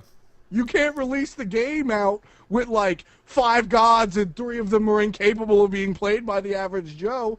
We got 53, 54 gods. Each role got, like, 12. We're not even touching mages because there's 57 mages by themselves. Like, homie, you know how many damn mages there are to play in the middle and solo lane? One of them could be too hard for you and your little sister to play, all right? Let it be. Let it be. You know, I don't think he needed to be buffed or nerfed until we saw what happened. And to be fair, I think that Janus was pretty low on the quote-unquote tier list because of his ult. Yeah. But now that it's changed, like, He's low on the tier list because all his abilities are hard to hit. You Yep. can't land them. Yep. It's higher That's skill what it is. level. It's a higher skill level. And for those of you guys, can't land them. yeah, for those of you guys not familiar with what we're talking about with the alt there through space and time, Janus can now move and aim while channeling that ability, which is a huge difference from what it was before. Janus is now CC immune when channeling this ability as well, and this ability now deals damage to everything but Titans. So it's gone back and forth between can damage minions, can't damage minions, it's gone back and forth. So now Can it kill towers? It's saying this ability now deals damage to everything but Titans. So I don't know, Adonis or someone in chat might be able to verify, but I would think it can damage towers. I mean, very much I hope so. it doesn't. I hope it doesn't damage towers. Doesn't damage towers. You tried it? I'm gonna lie and say yes. It says the ability no longer deals damage to players in Because fountains towers as aren't well. considered minions. Like Gold Fury and Fire Giant are considered minions. Towers are considered structures, and I don't think it deals like. Yeah, but we have new Wahoo can hit towers. But I don't take it anything out of it. specifically says it can Flame Strike attacks towers. I'm gonna be anal. Oh yeah, it does say that. Yeah, that's true. It specifically says Flame Strike attacks towers. Yeah, it does. I Okay, remember that. As long as That's like someone a in the big channel deal. says it can't. No abilities hit towers, Okay. he's saying, apparently now. So, okay. Good to know. So it hits minions now, Good. which it didn't before. So that's kind That of... would Yeah. have been. What did you... I What would do you... hold every Dinos cooldown. get pooped on. What do you guys... I would hold every cooldown. What do you... Just- What do you just think point at about... tower. What do you think about his unstable vortex reduced slightly the maximum distance the projectiles will pull away for each other during travel? Do you think that was a big deal?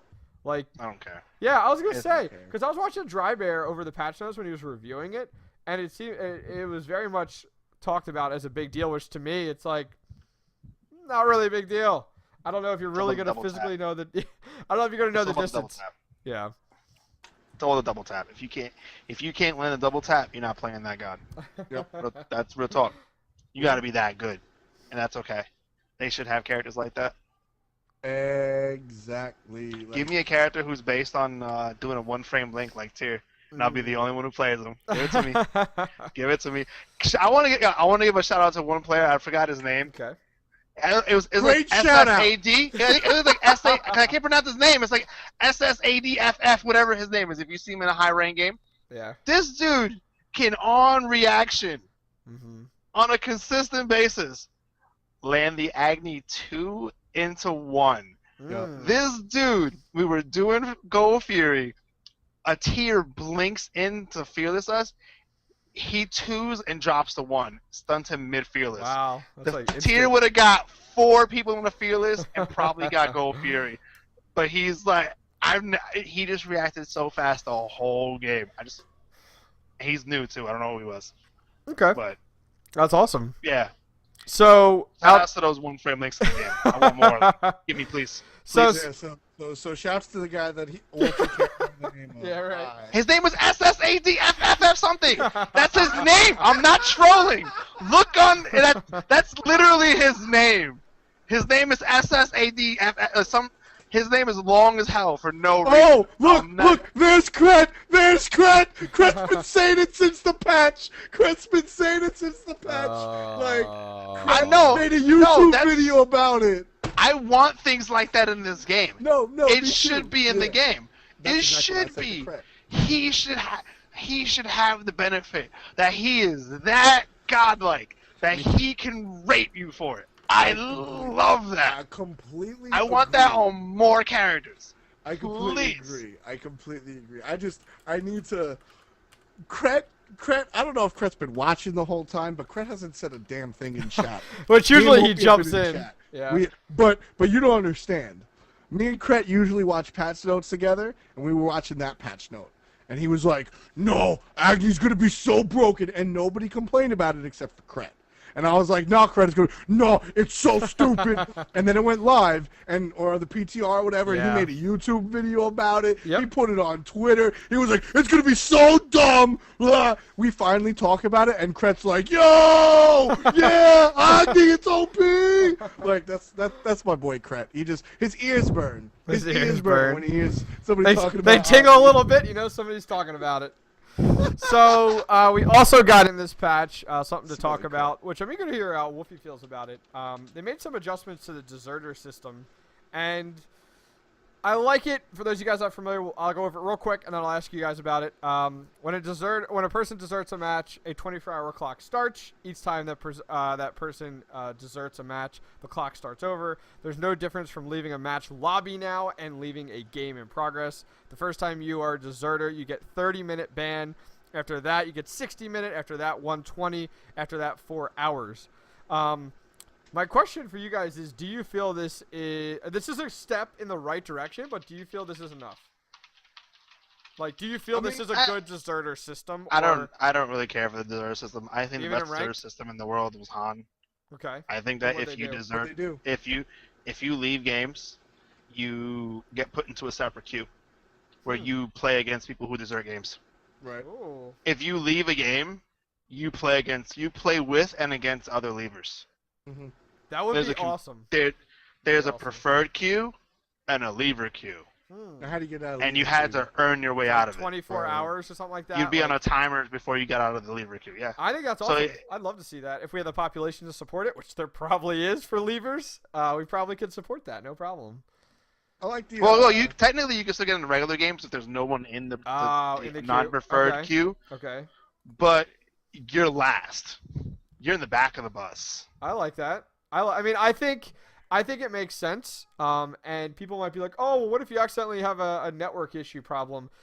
Did it used to say, like, before you went have in, a certain percentage? Yeah, did it used to say, and like when you joined up ranked, I don't even know if it says it anymore. It's like, make sure, like, you have a good internet connection or something like that. I feel like it used to say that when you went in. Does it still say it? Yeah, I don't know, but it should. Like, no, seriously. Like, seriously. I get, like, you know, there's two different types of experiences, you know, either, like, and the whole, well, you know, my internet is bad. Well, then don't play. Well, I'm sorry. That sucks for you. Like, it's just the way it is. Yeah. Cue the Tupac track. Like, it's just the way it is. There really is no way around it. Either, you know, because leaves like, yeah, you might be like, man, I didn't do it on purpose. My internet cut out. I'm mad. You know, like, so you might be sitting there at your keyboard like, man, I'm not that guy, da-da-da. But if it happens every 3 games because your internet sucks, you also got to think about the 9 other people in that game. Yeah. Sure, 5 people on the enemy team are like, haha, easy Elo. And, like, don't get me wrong, I like free wins too, but it definitely cheapens the game for me. It sucks when you're on that team. Yeah. By the way, though, for everyone going like crazy, like, what about the Smite crashes? It has to be a large percentage of your games. That should be. It's got to be like 30% of your games that you get put in the non-preferred system. Yeah. Like, if you have that many leaves, you shouldn't be in the regular queue anyway. Yeah. Like, sometimes there's internet issues. You get disconnected from a game for whatever reason. Sometimes this stuff happens. I think if rank. you're DCing out of 30% of your rank games in picking and banning phase or during the game, you shouldn't be playing ranked. Exactly. Regardless. The deserter system doesn't do crap to me because sometimes things happen. Whatever. You gotta leave. You can't be in the game. The game crashes, internet crashes, whatever. But when it happens that much, get out of my games. I feel regardless if you're the guy Alt F4ing or if you're the guy whose computer sucks, it doesn't matter what your intentions are. If you're leaving that many games, you're screwing the game up for tons and tons of people. Yep. And it sucks. Yeah. And for what it's worth, my Smite has totally crashed, and I've come back. Oh, like, how does that work? I don't understand. Like you go, oh no, my Smite crashed. Yeah. Log back in. There's my password. All right, let's go. I'm in the game again. Like, it's that simple, bro. And like I said, man, like, I'm sorry if your computer sucks or if you're, you know, I'm sorry, dude. Like, if it sucks, it sucks. It sucks to suck. But, like, you are tainting the experience for 9 other people each time you leave the game, whether or not you want to be the bad guy or not. Yeah, I feel intentions don't mean much. I feel like with, like, people need to look at it just as you said, like, you're affecting the game. within ranked, if you go ahead and you have a crappy computer, or your Smite is always crashing, or your internet, as you said, sucks, and you're ruining that experience for people in ranked, you really shouldn't be playing it. And don't blame it on Smite. Like, your crap sucks. So you shouldn't be playing ranked. Stop torturing people. If you want to play ranked, you need to go ahead, spend the money, get it corrected. Now, on the opposite side of that, I feel deserters or people that leave ranked in the lobby or in the game in ranked should be more severely punished than the people in casual. So this system's a step in the right direction, but if you leave a ranked or there's a problem, maybe you shouldn't be able to get back in a rank for 24 hours regardless the first time. Then all of a sudden people are like, crap, I can't go into ranked because I have this problem. Then they're not going to do it again because they're like, wow, I want to play Smite again, and I'm not going to risk it. I think it'd be worth it. Do it. I think it's less about punishing the people that leave the game, but not negatively affecting the people that just got dodged. And I hate to keep bringing up League, but League has the best system in the world for this. When someone dodges your game in League, you automatically get placed in the front of the queue. That's because of the way they queue. Like, they queue up rather than down like we do at the moment. But it's also, they don't have a timer on the system. And some other games would make you wait the full 30 minutes again to find a whole new game. No, it puts all 9 people in front of the next queue. Right. Yeah. You're in front of the line. You don't start in the back of the line again. You immediately get into a game for a dodge. Now, you don't get a 30-minute deserter when you dodge for whatever reason, and you can't get banned for it. But the people who just got dodged don't get negatively affected. Therefore, everyone wins. Well, I mean, that's a fix for something that we don't really got. Like, we have ticking down. It's something to look forward to. Yeah. For the future. I'm saying, so they don't waste time looking for things to... They don't, like, instead of punishing people, let's make these people okay. Yeah, so, do you think Hi-Rez should be hitting it from 2 sides? The one side is the deserter side, and the other side is dealing with when someone actually leaves the game, how the game goes on to continuing. Because to me, when someone leaves the game and it's 4 versus 5 in a ranked game, if someone leaves the game under the 5-minute mark, I feel like that under the 5-minute mark, let's say all of a sudden the person leaves and they don't come back, whatever that window is, should the game automatically be canceled and stopped? No. And no one loses any points? No, because people would find a way to abuse that. You can't have something that people can abuse. It sucks for the people who are stuck in the game, but that's just what's going to happen. It's a necessary. I mean, okay. I kind of like what happens with Dota, where when somebody DCs after 5 minutes, you can GG the game for. Yeah, but that's because you can't surrender in Dota. Period. Yeah. You have to stay the full 60 minutes. Huh. Okay. Like, there's no. You don't surrender in Dota. So do they go ahead and to have that? So do they go ahead then in that situation where looking at that team who's sitting there right there with 4 people, do they go ahead and implement a system like an on-deck system where people queue on the on-deck system and they get pulled into the game, they get the amount of gold out of the entire team's average, they get a level that is the average of the team, and they get put in place with that god, and then therefore that happens after that 5 minutes, automatically someone's loaded in, so the game continues? Or do you not even do an on-deck system and it's just like deal with it? It's just, I think you should just deal with it, and I think that when you have these kind of situations, I think there's 2 different kinds of deserves. There's ones that leave before the game, which is the ones I'm talking about that it really shouldn't be affected. The ones that do leave during the game should get banned. I think the ones that keep leaving during games and keep getting those deserters from that should get banned. If you leave, let's say, like 10 games in a week, why don't you have a 24-hour ban saying that you have to fix your internet? Oh, sure. You know what I mean? Like, your internet, for whatever reason, you keep leaving games. We're not going to permaban you. We're not going to give you a 72-hour ban. We're going to give you a 24-hour ban. Think about what you did. Fix it. Come back and play after. That's what I believe should happen. All this, like, anything that is abusable by other players should not be done.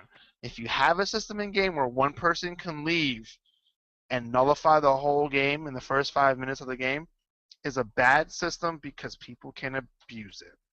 I mean, and before you say they won't, they will do it for their favorite streamers. Well, I'm pretty sure I could find somebody who would leave a game for me so I don't lose Elo. I'm pretty sure that could happen. Yeah. I wouldn't want to, but I'm pretty sure you could find somebody who was willing to do that. If you make it harsh enough, you still think like Counter-Strike? Counter-Strike, you leave once, you can't play ranked for 6 hours. You leave twice, 24. You leave 3 times, a freaking week. 3 leaves, you can't play ranked for a week. A week! And that's like, when you go into matchmaking, it says in bright yellow letters, homie, if your internet sucks, go away. If you don't have 45 minutes, go away. If you're going to get mad, go away. Like, it says that. It tells you that in so many words.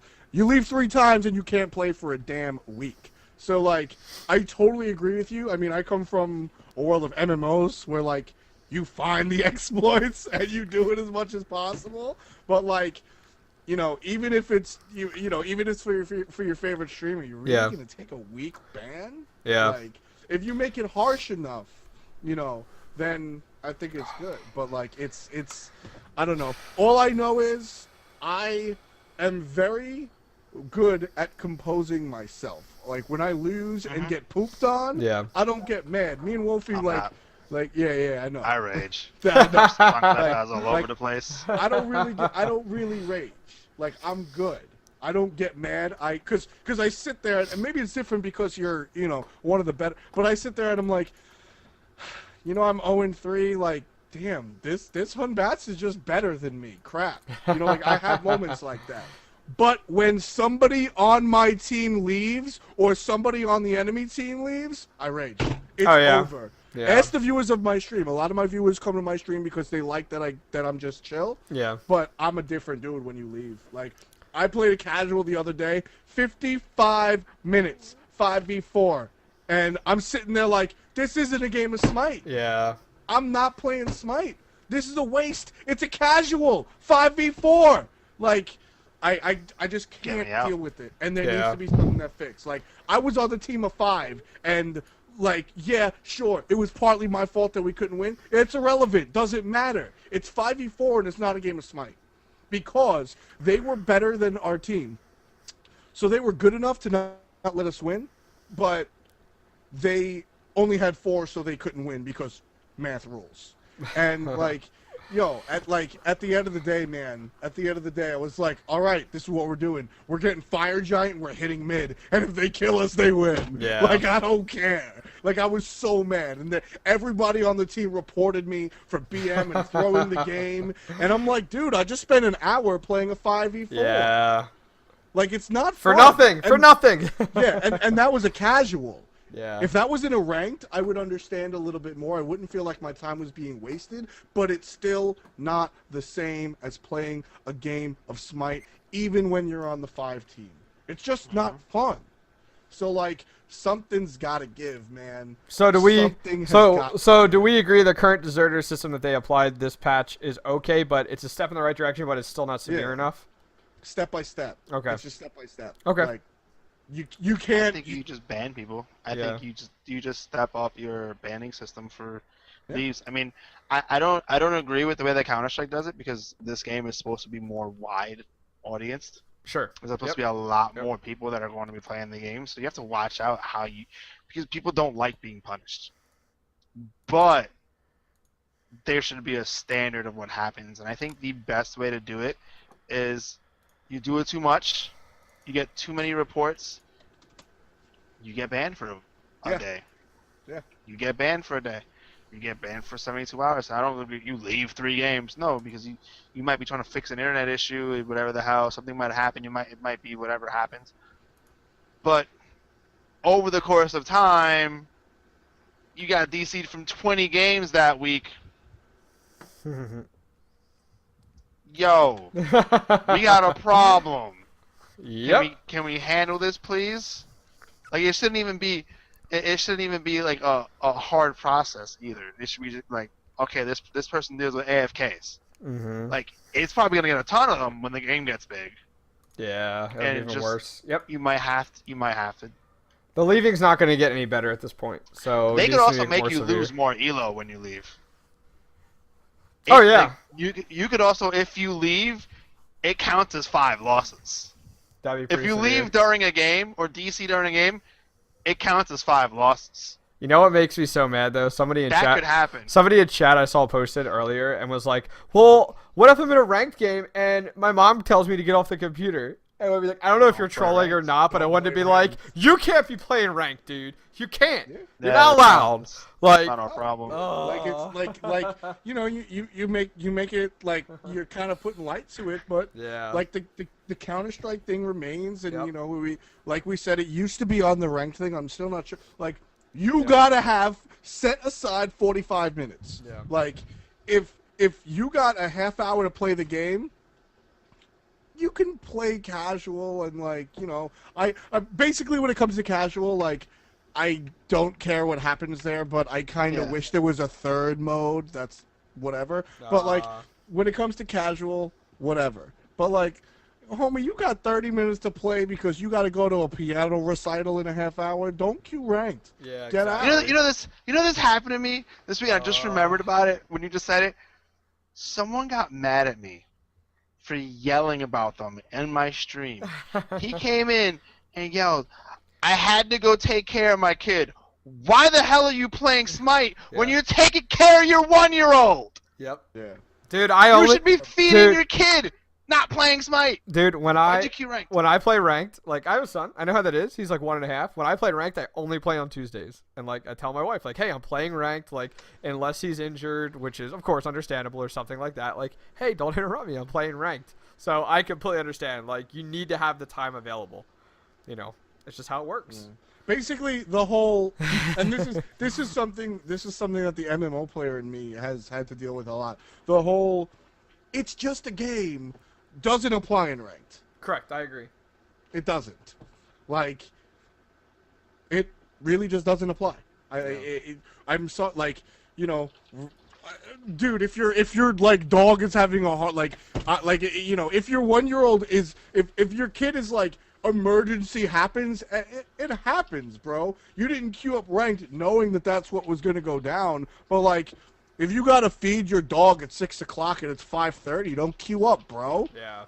You know, like your dog starts choking and you gotta leave and take him to the vet. Yeah. I'm not gonna brash you on the forums. Yeah, I get exactly. that, but like when there's something like minor, dude, it's not like and yeah, like, you know, I don't live and breathe this game. Yep. Well, I kind of do actually. I'll take that back. But like, you know, there are people that play ranked and don't live and breathe the game, but they deserve the same type of game that everybody else deserves. Sure. And you know, it like if you're saying, well, it's just a game, you know, if I leave 1 out of 10 games because, you know, I had 25 minutes to play and the game took 40 and I had to leave, well, you're a dirtbag. Like, that's just how that goes, you know? Like, go play casual queue and leave, and it's still a problem, but whatever. Like, I don't know. I just, like, it's really trash to leave ranked, and something needs to be fixed, and I like the idea of, like, banning you for multiple days to weeks to months from ranked because of your behavior. Yeah, let I you like it play for sure. casuals and let you play whatever. But if you want to play the mode that isn't just a game, well, then you got to play like it. And like I said before, intentions mean nothing. I don't care if you leave because your internet sucks. If your internet sucks, don't play because this is not just a game. Yeah. You know what I mean? Well, that's very much so. Like when I look at other games like StarCraft 2, when you played ranked, it was 1-on-1. So when you left, it only affected you. Yeah. Well, when you're in this now, it's completely different. And I like what F. says there. Like ranked is a completely different mindset, completely different setup. Like it's the serious part of Smite. And just as F. had said, like you leave a ranked game, maybe you're banned from ranked for a week, no questions asked. You know, and I don't mind it. I think it's fine. Then next time you go into it, you're taking ranked a little more seriously, where you're like, I cannot get in a situation where I have to leave. Like, I agree. So any last comments on Deserter or ranked or anything like that between you two? Stop leaving my ranked games. I just think that I see a lot of comments in the chat. Yeah. A lot of people like it should be fun. Yeah. And this is how I feel 100% about everything. There's casual and there's ranked. A majority of the players in every game aren't on a competitive team and they can't play on a competitive team. Yep. This is their tournament.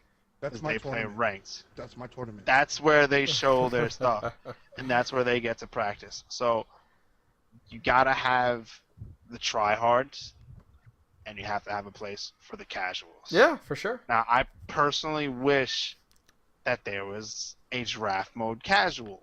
So people who want to play draft mode, that want to have fun, That's can what I'm play talking about. draft mode casual. Yeah. I still don't know why they haven't Casuals implemented are that. Casuals are for fun. Ranked is for tryhards. Yeah. If you want to do Anubis jungle. crazy Arachne middle, that's what casuals are for. What don't you guys think? And maybe I'm wrong with this, but if you're looking at like where you lay at, you know, ranked very much, you know, you get prepared for ranked, unfortunately, from casual, and you know, don't you think that they should have draft mode in casual? Because that's where they took it that's out where you're going to because get the planning. experience. Like, think of it. Like, I understand, like, one's for fun, one's casual. Completely understand that. But if you're trying to prepare people to get into ranked, and you're like, you know, add that in there. Add it completely in there. I think it's Like, great. Yeah, I mentioned in a real quick side note Okay. earlier how, like, there should be a third game mode. Okay. And that's what I'm talking about. Because the reason that there is no 1v1 casual anymore is because 1v1 is a grossly Joust is a grossly unbalanced game mode where bans are required in order for anybody to have fun, and bans in a casual environment are just unfun. When I play a casual game, I want to get in, select my favorite god, and click lock in. Go get a drink, come back to the loading screen, and then kill people. But no. I That's don't like what- it, though. No, it's like, but that's what That's what the casuals casual are. queue So you're should saying be a third for. queue. Okay, a third queue then, which should be casual draft pick for Yeah, Conquest. and like, I understand all of the stuff that's wrong with this. The Yeah. player base, Yeah. I understand all of the limitations, and that's not why I'm, you know, going down to Atlanta, knocking on doors saying put it in now. You know, I understand all that. But at the end of the day, you know, when I play a casual, I'm playing a casual because, you know, I want to play some Xbalanque. Engar, you want to support for me? Sweet. Let's play Xbalanque and Kumbakarna. We get in, we say Hunter and support duo. We Yeah. lock in and we do what we do. Yeah. You know, there's no like, oh, what if they ban the god that I want to play? Oh, somebody draft picked it before me. Like, and that's what casuals is for. You know, like, and I respect that. I respect the ability for my dumbass little brother who doesn't know anything about anything to come in and like click on the B guy and go play him in the lane. Like, I Yeah. respect that. That's not what I'm about and not what I'll ever be about. But that's cool for the other people out there. So I think that, you know, casual as is should be casual. I think that's totally fine, but So in that case, Yes, there man. you should have that middle ground, which will be like amateur conquest then, which is pretty much draft mode I like implied, and that's pretty much where you go, where there's no elo, there's nothing like that, but it's still a step to get you prepared for ranked. Because the worst is when you go into ranked and someone's tries to auto lock their god, or someone's never banned before. Because people have to remember that don't do ranked, like the bans and picks are very much a mini game that actually takes skill, takes experience, and a different mindset when it comes down to bans and picks. Like, bans and picks aren't just, oh, let's just go ban. Like, there's so much strategy behind it. Who bans and picks first, what the bans and picks are. So, yeah, I mean, I think there needs to be that middle ground, because just like, you know, Hi-Rez tries to help out with BM and stuff like that, I mean, I think that middle ground's needed. I think FDOT has a good point. I mean, if the casual queue can support it, and we have enough population that we can do casual I don't think we queue. have the population. Yeah. I mean, I Yeah. am not Hi-Rez FDOT. Sure, I have sure. no. I don't work for Hi-Rez. I don't know no numbers. Yep. But I doubt we got the population for it. If If we did have the population Yeah. for it, I'd be screaming about it. But because you know what, like, exactly. I want to learn how to play Xbalanque. Sure. He's bad. I don't care. I just want to be able to play with him. Like, I think he's a cool god that sucks, and I suck with him, so I want to learn how to play. I played a casual so I could learn how to play him. I had 3 guys in the solo lane just because. And then when I said, hey, like, you know, like, I'm not BMing, I'm just like, dudes, can we, like, play the game? They were like, yeah, we're all in a group, we're just having fun, this is a casual, go back to ranked. And I'm like, oh, snap. all right, well, there's 20 of my minutes just gone, because I wanted to, like, practice in a conquest environment. Sure. You know, so, I don't know, we're kind of drilling this into the ground, but basically a third queue would be beautiful, but we don't got the people for it. Yep. Yeah. No, I agree. Any last comments on that before we move on? Nope.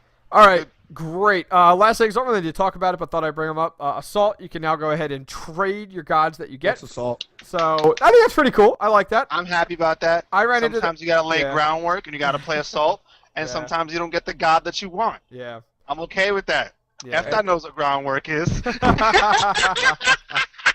Oh, snap. Sometimes you gotta play Assault. What's her name? None of us play Assault because we like Assault. But sometimes you get the god. I don't want to play Aphrodite, and I might want to trade for Wukong. Yeah, I tried. Thank you. I did the other day. I liked it. What's her name? Like there needs to be a section on the patch notes. Section. That's just called groundwork patch notes. That's So here are the patch notes that you care about, and here are the patch notes that you care about when she comes around. Like, updated graphics on Cupid's butt. Those go into column B. Yes. Yes. All right.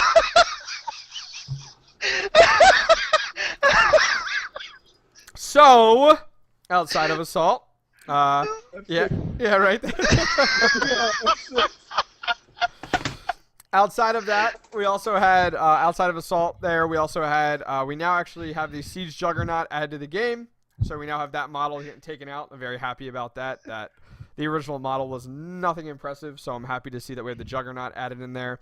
Not really much to talk about with that. Outside of that, we also went ahead and, you know, we talked about last week the randomization quite a bit. We actually talked with that with Hi-Rez Chris, and we actually talked about that earlier, so we'll have to see how that works out, if they keep it in the game or not. Something else to talk about, Magical Lifesteal. All gods are now capped at 65% magical lifesteal. How do you think How do you think it doesn't affect anything? Does this affect anything specifically, Wolfie, or not really at this point? Thing. Not really. Okay. No, it's just a numbers thing. Anubis could go over because of his past. It's just like it's a quality of life thing for nerds that keep track of that stuff. like Cret that do numbers and stuff like that. It's basically for Cret and Flare Boot, like that changes. Yeah. Nah. Okay. And Pompon. And Pon, yeah. Cret, Flare Boot, Pon's friend, and Peace Smash. Like that. Those are the 5 moves that patch is for. Also, we have something else to keep, you know, I'm not going through every note here, just some of the things that stood out to me. Aegis Pendant can now be activated while channeling an ability, so you can pop that instantly. It will go ahead and interrupt that ability, pretty much cancel it is what it does, but you are able to go ahead and pop that if you need to. Can I bring this up? Go for it. As to why this is still a thing? Seriously? Why can Jean-Qui Aegis and his ult is still going off? Because that's just broken. His Aegis is supposed to interrupt ability. Channeled. But does it still? The ghosts come out. The ghost comes out while he's invulnerable. I was in the game. I was in a game, and this guy legit had like 25% health. He blinked into the whole team, popped his ult, ate an ability, Aegis, and did 1,000 damage to everybody. And I was like, wow, we physically can't kill him. Has this been since the patch though? Like this was recently? This has been since his ult became non-CC immune. Okay. Yeah. But what I mean by that is he able to do it now? Because right now it's saying that it will cancel it. Because if he's still doing it, that's a bug. Like, that's a bug to me. Like, that's not... I mean, the thing is, Officer John Qui is allowed to, like, use abilities. Can I get Denzel Washington skin, please? Oh, my gosh. Officer John Qui is allowed to use abilities during his ultimate, and actives are considered abilities. So what happens is, because of this weird interaction, you get the John Qui like gas grenade, right? You just go in there and you're like, all right, you see them all grouped up, just just chuck him in there, and you go and you go, and you blast the ultimate, and then they're like, kill him, and then just go, and you're still grenading. You're still grenading, right? You're just like, and you're still, and they're like, what do we do? Run! Like, there's nothing you can do. Nope. And it's hilarious. Like, Officer John Quee grenade is hilarious. But you get the moving Aegis one too and still follow people around. That's what I'm asking. I'm like, seriously, if you could do that, that's ridiculous. Yes. Go try it in your casual queue, and then leave after 15 minutes. Yes. Go do it, kill the team, and then leave the game. Click, done, you're out. You're like, yeah, what? I'm gonna troll. Can you imagine that? Can you imagine being on the other team where you see John Quee come in, ult, pop the Aegis, go ahead, pentakill everyone, and then he's like, alright, I'm out. Leaves the game. Oh my word. Pentakill. Sorry guys, gotta go. I gotta feed my dog. 17 minutes into the game, gotta go piano recital. Yeah, right. Like, Gotta go to a piano recital. Yes, oh, I agree. man. But yeah. So, I mean, that pretty much rounds out the patch notes. There's a whole bunch of quality of life changes. Those were just kind of the things that I was like, oh, these kind of stand out. Definitely want to let people know. If you want more details, go over to smitegame.com and click on patch notes, and you can go through all those details. Anything from you guys at all that you guys want to comment on regarding the patch notes? Anything else that stood out or anything you want to talk about? I actually just made sure I went into a practice game and did it. It still works. Oh, my word. I just did it right now. That is a bug. That should not work. I wanted to do it to make sure that I had the 100% real information before people go ahead and yell at me. I just did it right now. Yeah, you can. It works with moving Aegis too. And you know how I respond to that is I want to call out Hi-Rez Chris in chat because he's always watching, and I want to call out Hi-Rez Chris and go, why does that still work? That's what I want to know. Because of the interaction. I mean, like, the if statement is not working right in your code if that's happening with John Quee. is it really that broken? Yes. Yes. You know what? Yes, it is. You know what? Yes, he is. I'm trying to play devil's advocate You know what? here. I want to have an in-game emote that says, incoming grenade. You can go ahead and pop that, run in, boom. Yeah. You know what it says there, Wolfie? You just released this into the world from HiRez. Oh no, that's fine. No, that's fine. I want him to get nerfed to oblivion. Nobody wants to. I will show all these game-breaking characters until they get nerfed. My next goal is to get Loki nerfed and Nuwa. Believe it or not, I want them both nerfed.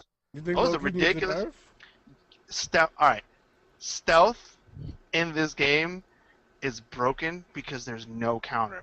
When HiRez implements an item What about that wards, gives bro? me wards don't see stealth. Yeah, you're What talking about about Sentry stealth wards? Sentry wards detection. too, right? Sentry wards don't see stealth. Yeah, there's no Nothing stealth. in this game. Well, here's what you do. There's You no stealth. ward. Yeah. You ward deeper into the jungle so that he comes up, you find him, he ults. No, you give me an item like they added in League of Legends in the little freaking special Dominion mode, where if I hit you with an ability or I hit you with a skill or an auto attack, I can see you. No one else on my team can see you. I can see you.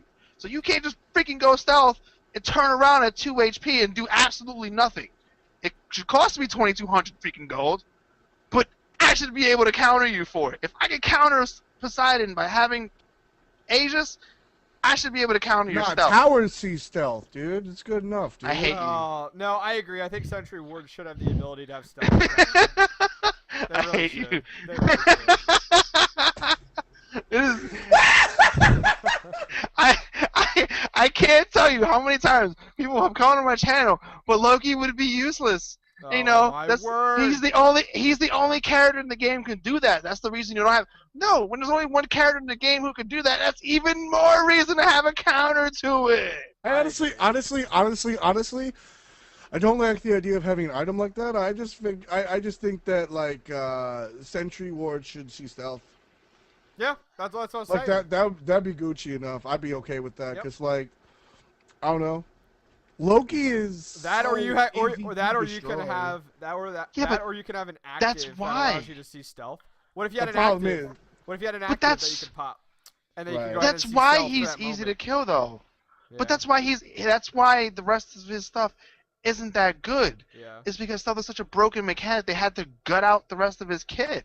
Mm-hmm. How many nerfs did Loki go through because he could just freely farm his soul and it can't be touched? Because Loki's like entire mechanic is destroying you in a GCD, which isn't fun and like needs a lot of. Yeah, because he can go stealth. Yeah.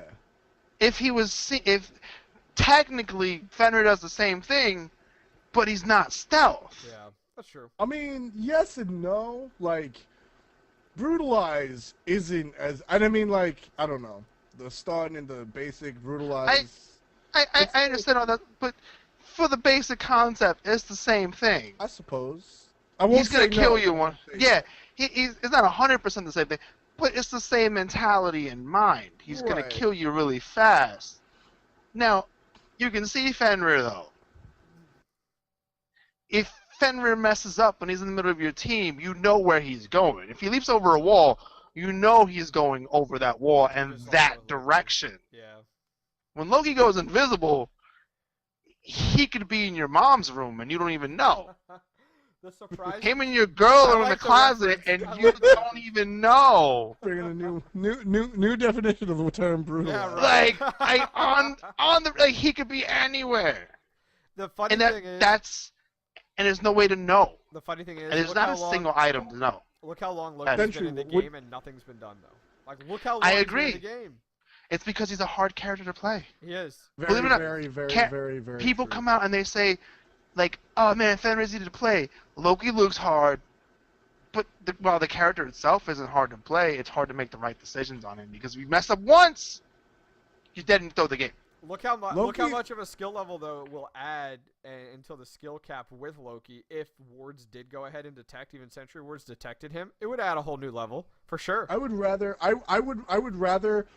regular wards don't reveal him, but sentry wards do. I Yeah. think that would just fix all. But of- then I- do you give like, him the I'd ability be to fine see with it. sentry wards though? So though from a skill level or no? Nah. No. Okay. Nah. I think personally you should just do something like what League of Legends does now, Okay. or where like you know how Eve is basically permanently invis now, Okay. but if she approaches you from the front, you can see her. Okay. Ah. And if you're within range, you see her. But if you won't see her on wards unless you buy a sentry ward, Okay.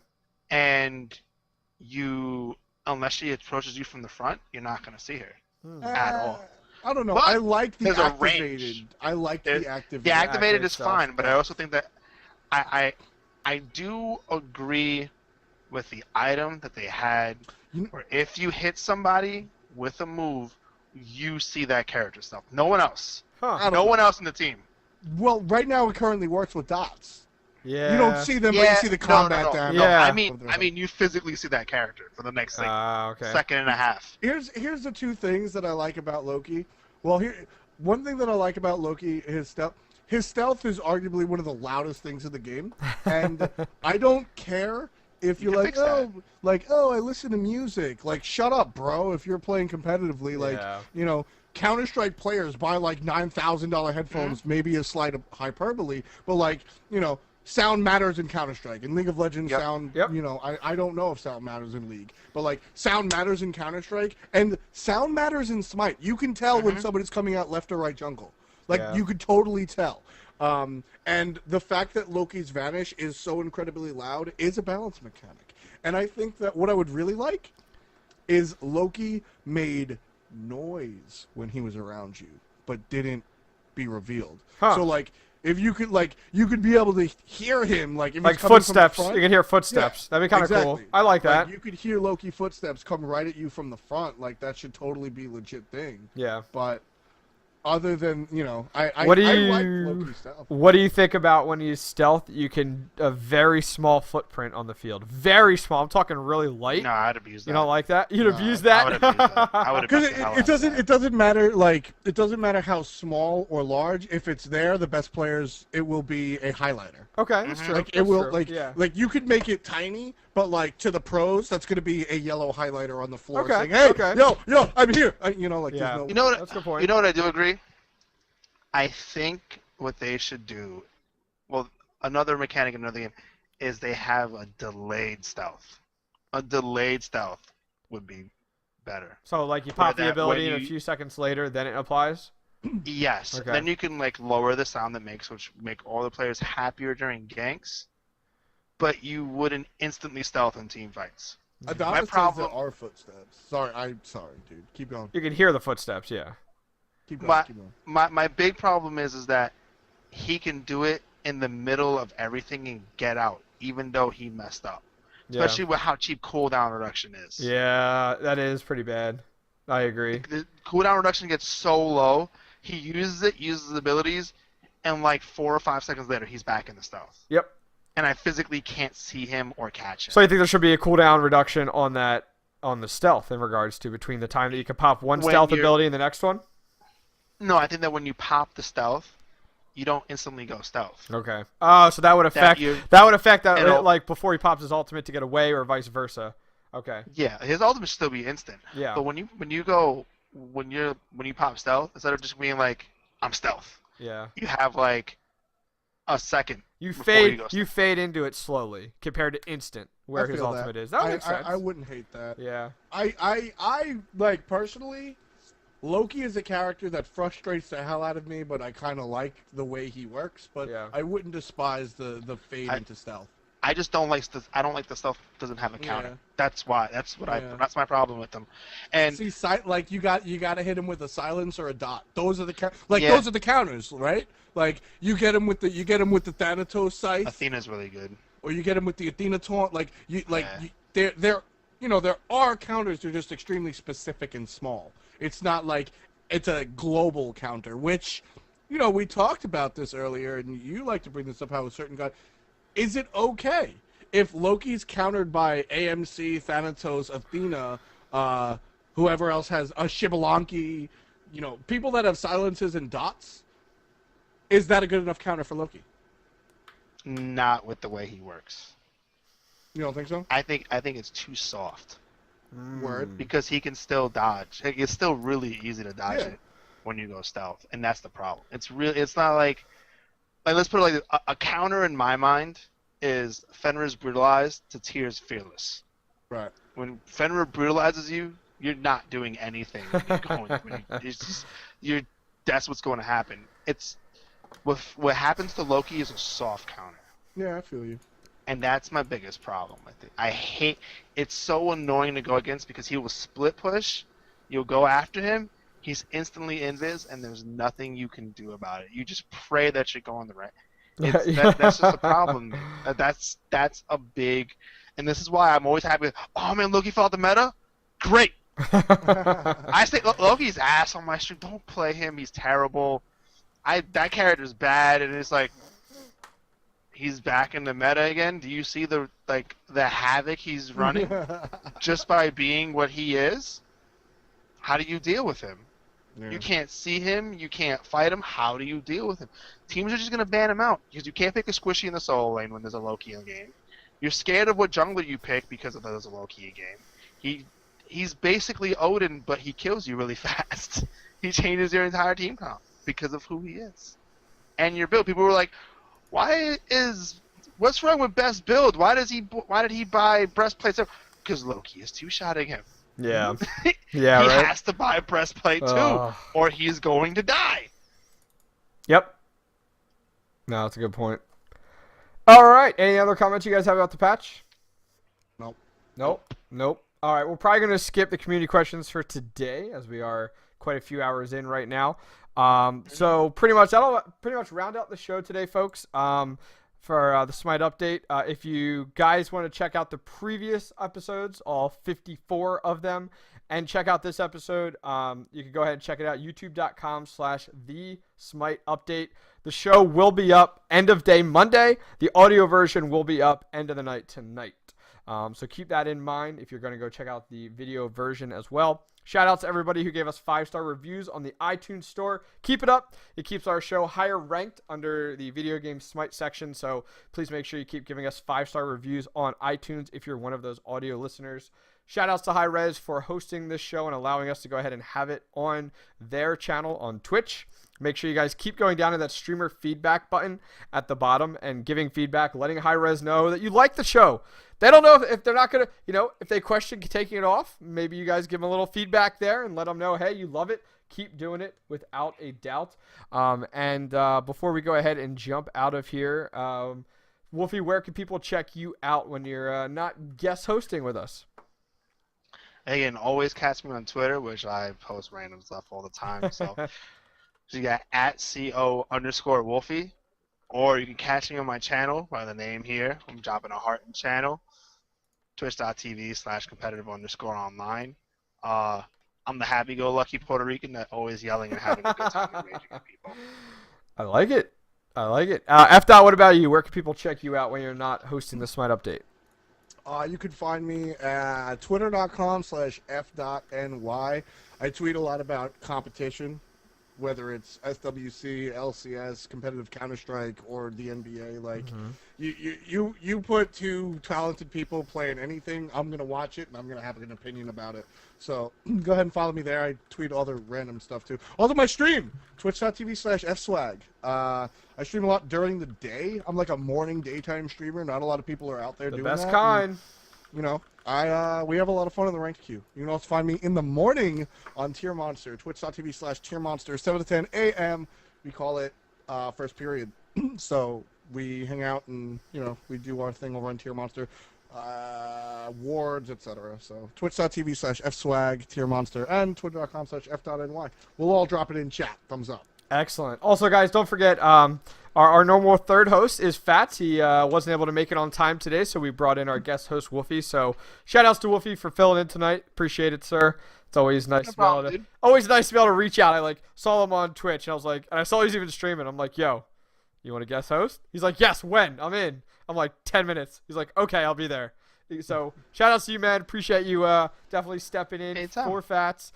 You guys can also, if you enjoy my content, check me out on Twitch, Octane Pro SCII. Same thing with Twitter. Same thing with YouTube, Octane Pro SCII. So please go ahead, check out that content. I'm uploading YouTube content probably every other day. I'm probably, I'd like to do every day, but about every other day at this point. Finally, if you guys want to check out next week's show, it'll be next Sunday at 5 o'clock p.m. Eastern. Same place, same time, every week. And we'll see you guys next time. Stay tuned for some viewer games and also some TierMonster Ward Skin giveaways. We'll see you guys next week. Take care, everybody.